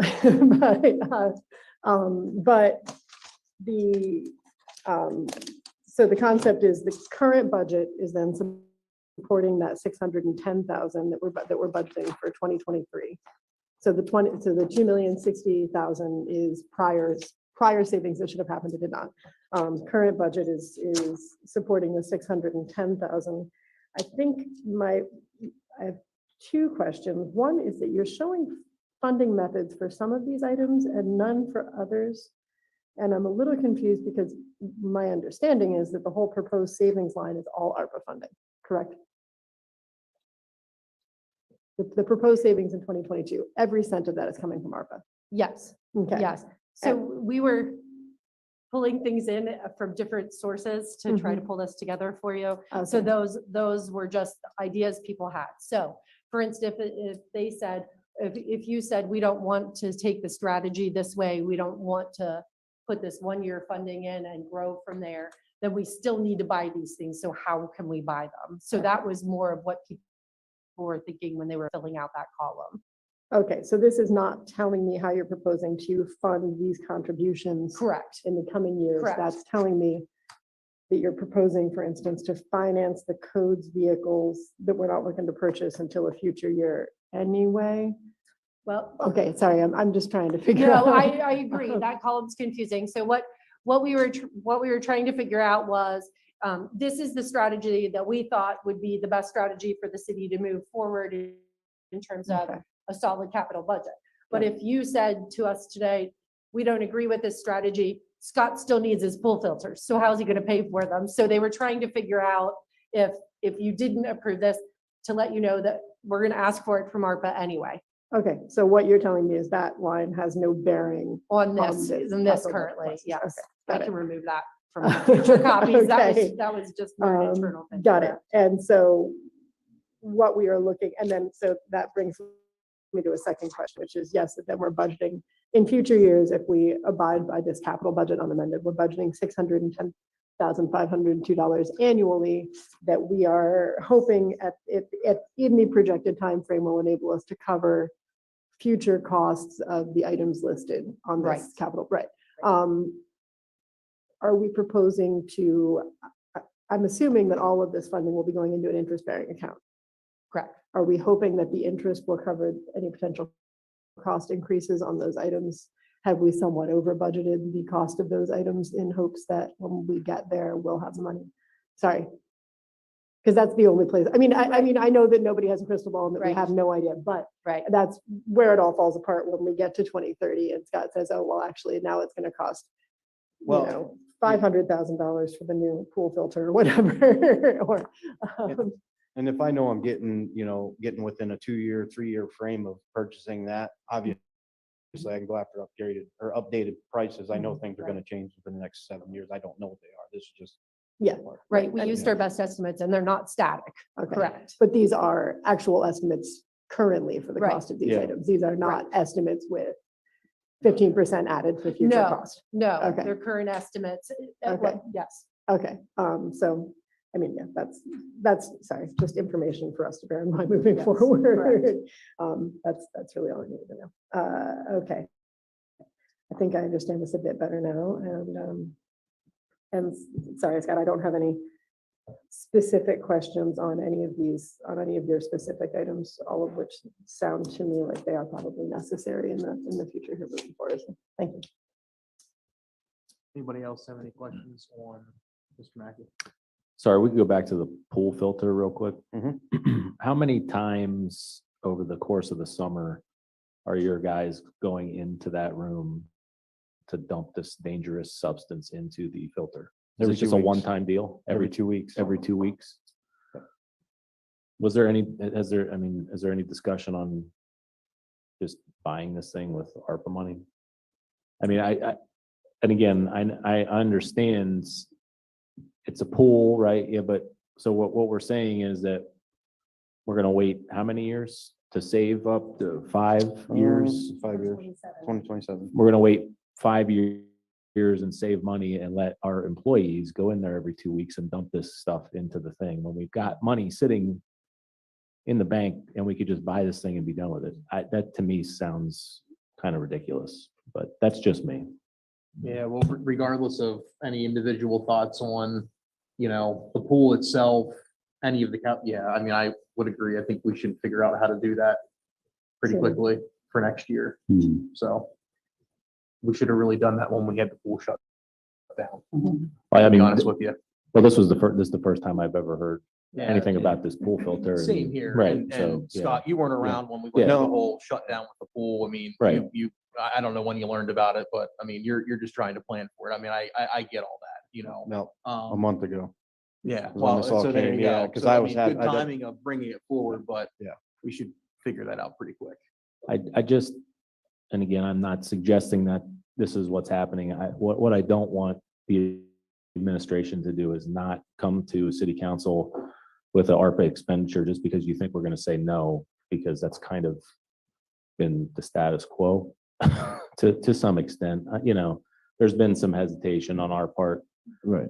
you No, know. and that wasn't, so I don't. Right, and again, I'm not suggesting that's why we did it. I'm just saying that we're talking about our own employees here, right? And we've got money sitting in the bank, so let's solve this pretty minuscule problem in terms of money. I mean, $200,000 is a lot of money, but Somebody to like, Does the continuing cost, it will need to be replaced again then in 5 years, Scott? So it is Replace it still- again in 5 years? Yeah, No, once, I haven't got to that much research on, it'll last more than 5 years, the new system. okay. Yeah. So Yeah. also to the point, if we Quite a bit. replace it sooner, then we've got a longer or a lower annual payment moving forward. So I don't just, right. Or theoretically, right?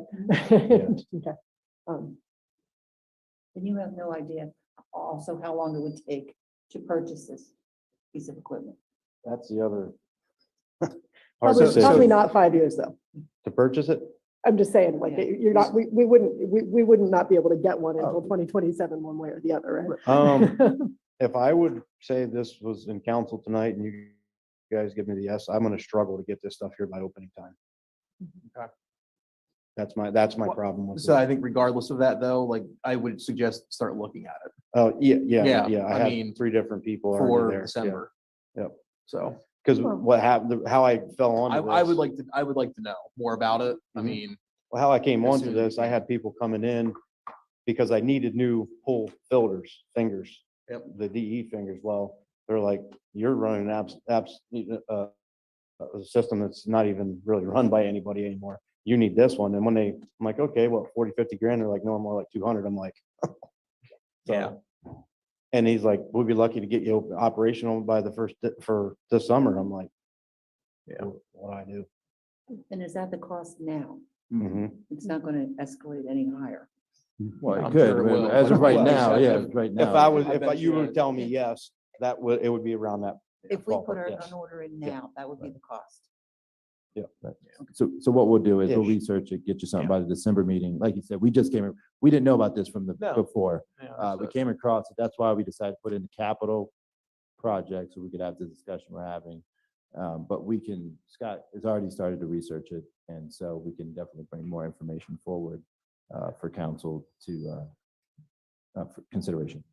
There goes your John Deere #1. You need more than one John Deere.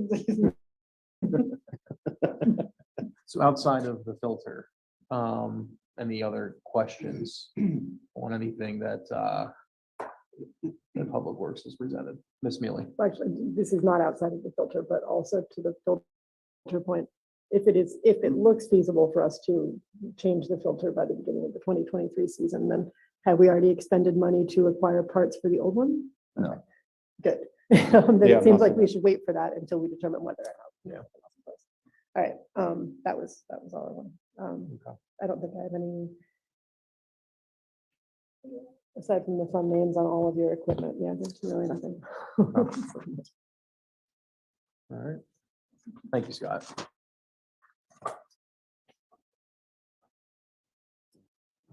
Who's next?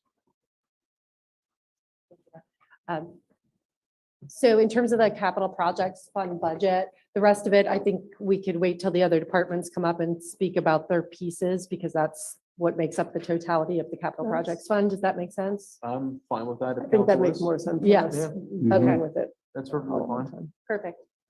Then the next budget is, I believe, City Hall operating in the upper left-hand corner. It should say City Hall operating number 70. Yep. Okay, so again, within this fund, what you'll see is facilities operations of old City Hall, current City Hall, and then the IT budget. So, gosh. In terms of facilities, we have supplies and materials, telephone, sewer, water, heat, electricity, repairs, facility maintenance, contracted services. And then a transfer, it's called contingency, but that's actually a transfer to the debt service fund. To come to a total budget this year, proposed budget of 283,000, 22 budget was 234,000. Okay. Any questions?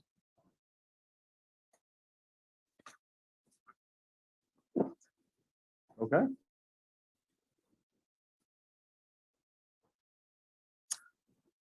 Chris isn't here to talk about his IT budget. And I could speak to it, but I wouldn't speak well on it. But what I will say is that these are the two departments, again, that are now being allocated out to those departments of the general fund, and I will look at allocation methods. Liquid fuels is the next budget. Liquid Ms. fuels. Bailey, you had a I'm sorry. question, quick? Well, just one question, because I didn't go through and add up all the rental income versus other It adds up. numbers in the budget. It all It adds adds up. up. Is Yep, that I that just did it. total number between rental and? So it adds up evenly. So the total revenue of 621,829, if you add up two. Oh, no. I know those two Okay, what do you? to add? 621. What I'm asking is in the budget, we had, sorry, let me return back here too. So we have office rental as well as city hall operating allocation. Those two numbers in total add up to 621 across all city departments. No, the rental is separate. That is directly allocated in the lease to each department. Got it. So The ones that that all say goes to a city lease that is hall- not appearing in the city hall operating budget Correct, at all. correct. Okay, got it. The ones that Alright. say city hall operating allocation, those add up to the That's 691. this, Yeah. 621. Got it. Yeah. Okay. Yeah. Sorry. No, I'm worries. just trying to track thought it. you were asking something differently. Um, Tracy, quick question. Do you know what the contract services is 122 for him? Do you know what that is off the top of your head for Chris? Contract services under which department? Under the IT budget on the city hall operating fund. Okay, so I can track. Contract services. Okay. Again, Chris would be better to speak to you on this, but I'll tell you what he has written on this line. Okay. MDM Manage Engine, $1,400. Sophos Antivirus, $8,700. Unitrends Backup, $11,000. Anti-spam software, $1,400. Website work, $600. Zapier, $900. Comcast, $8,000. Cybersecurity and monitoring, $62,000. And then $27,000 for payroll outsourcing. So So you're booking payroll outsourcing through IT? Yes, because that's where all the software is being purchased, those types of services. Yeah. Okay. Okay. That was helpful. Thank you very much. Yeah. Okay. Any other questions that I can answer for you on that? Absent Chris. I don't think so. Okay. Thank you. The next page should say liquid fuels in the upper left-hand side, Fund 70. So liquid fuels is money that you get from the state. It's specifically restricted for certain categories. The budget was put together as a combination of Scott, John, and myself. The budget pretty much is standard with respect to the prior year. There was a little bit more put in street resurfacing this year than in the past.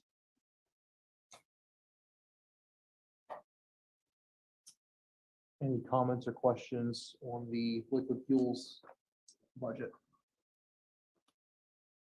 Ms. Mealy, here. I was actually just going to ask how our street resurfacing monies have shaped up this year compared to prior years. This is in part just because I didn't do my research, but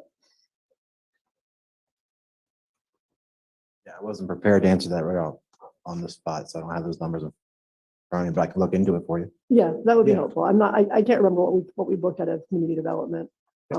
This number is more or less static, and I want to say the street resurfacing numbers from liquid fuels and the general fund in the streets line were similar to last year, so I'm assuming, but anyway, just curious what we're planning to do with our streets monies. So if you could I maybe will. talk about that next time, that'd be great. Yes, ma'am.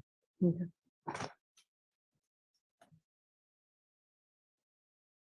No other questions? Okay. The next budget in the packet should say debt service in the upper left-hand corner, Fund 11.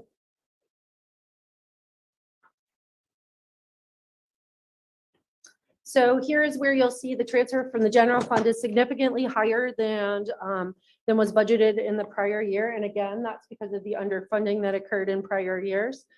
There's also funding that comes in to the debt service fund from Act 13, liquid fuels, and from City Hall operating.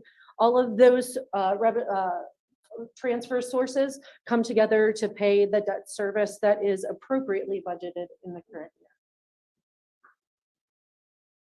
Any comments or questions on the debt service fund?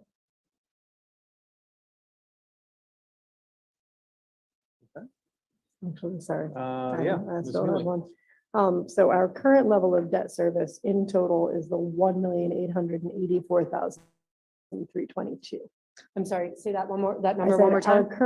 the current amount of money we're paying toward all city-owned debt is $1,884,322 There's a principal and small- interest combined. There's a small amount in there. It says transfer to capital projects for $51,000. You have $51,000 in bond proceeds still sitting in that account that need to be transferred into capital projects. So it Okay. would be, if you added up the 655 Uh-huh. and the 1175, that's 1.83. Got is it. your- And I is your saw that debt come in. service. Where is it going? It's not going anywhere. It doesn't look like. Where's what going? The transfer from debt service, $51,000. Is it simply hanging out in Oh, capital no, projects? it's at this going point? into capital projects fund, right? Okay, No? Did I wipe it out? No, it's there. yeah, no, It's it's an there. I expense. guess what I'm saying is we are not spending it. It is going into the capital projects budget, but I'm not. Right, it's showing not that being we're spent, right, spending I Correct. was just transferring it Okay. over, just to get it out of debt service and to be used. Got it, Appropriately. sometime, Yep. yeah. Okay. Yep. All right. Is it in the long run expended on all the equipment, et cetera, et cetera? I'm sorry. It's a little hard to tell because we're transferring in this 2 million Yeah, some dollars. gets buried. And much of it is going into equipment that we're looking at purchasing in the future. That 51,000 is promised somewhere towards some piece of equipment or some other capital item. I'll take a look, Okay. because I'm not aware of what the original bond proceeds were, so I'll check that out. Got it. Yep. Okay. Any other questions? Okay, the next fund is Act 13, again, right, left top side, should say Act 13, Fund 42. So Act 13, we don't have any idea what we're getting from year to year. So I budgeted conservatively in line with the prior year. You did receive 528,000 during 2022. I kept the budget at 250. Again, I asked around to see if I could get an idea of what that number was, but they just don't provide you with any estimates. And then the expenses that are included as part of this fund, there's a $175,000 match that is needed for a FEMA brick grant for the levy. So that's budgeted there. $200,000 for street resurfacing, and then $200,000 goes to debt service. Okay. Any comments or questions from members of council on the Act 13 budget? Okay. You keep going. The next fund should say pool repair fund in the upper left-hand corner, Fund 43. There is a transfer in from the general fund budgeted for $2,000, but again, I did not budget any expense because the cash balance at this point is $46,000. Any questions from members of council? Sorry, Adam, I actually have a question on that. Yep. Given that we are actually budgeting for expending money on Memorial Pool through the capital budget, do we want to, I'm just putting that Should we out there. dissolve it? Yeah, should we dissolve it and put the money into, I don't know. I mean, the whole concept was if we have a mechanism for creating basically a savings account for equipment moving forward and other expenditures moving forward, then it would make sense to put this fund into that mechanism. Right, so just putting that out there. Yeah, it's food for thought. And actually, can I go back and ask one question on Act 13? Sorry. No. Oh, no, I'm absolutely kidding. not. Yeah, go ahead. So So we are spending all the funding that we have in Act 13 this year, including surplus. So, but our annual allocation, expected annual allocation is about 250. Right, that's correct. And then a cash carryover, you're using cash carryover of $323,000 to balance that fund. Right. Yes. So I guess what I'm saying is next year, the anticipated amount of money that we would expect to receive from Act 13 is more like 250. I know you don't have a crystal I called ball. around and I can't get an estimate, so I just used that number because it was what has been used in the past. Yeah, no, well, I guess all that I'm saying is we're putting 200,000 into street resurfacing and $200,000 in the debt service out of that fund. But more than likely, we will not have one of those two chunks of funding available to us in the 2024 budget because we're spending prior year surplus, correct? You have $1 million sitting in your Act 13 fund right now. Okay, so we've So got you're a using little more. 323,000 of Of that that, to We'll balance. have so we've got surplus if we need it couple- in yes. 2024. is We've what got you're it. saying. So we've got, There's okay, plenty of money in there to spend on Act 13 expenses. Yes. okay, right, okay. And a part of that is the fact that you got 528,000 in the current year, right? Okay. And hadn't Got it. anticipated that high a distribution. Right. Yep. Okay, sorry. So I was misreading this. So our annual allocation is more like 525, give or take, or has. It was for No, it 2022. was for 2022. Yeah. Yeah, no, it's really drifted. Okay, we'll see. But good. So yeah, so we're only actually really spending about 50,000 more than what we were allocated this year. Okay, got it. Sounds good. Any other comments or questions? Okay. Thank you, Tracy. I think that's all of them. Perfect. That wraps up item 1 on the agenda. Pretty quick. Number 2, announcements. So our second budget work session is going to be held on Monday, November 21st, 2022, right here, Trade Transit 2 at 7 p.m. Upcoming meetings, Thursday, November 17th, 10:30 a.m. zoning hearing board, Monday, December 5th at 12 p.m. planning commission, Tuesday, December 6th, 1 p.m. finance committee, 2:30 p.m. public works, Wednesday, December 7th, 9 a.m. is our economic revitalization, at 11:30 a.m. public safety, and our next actual regularly scheduled city council meeting is Thursday, December 8th. Take a motion for, well, we don't need the motion, actually. A call for adjournment. We're good to go. See everybody Monday. Thank you all very much.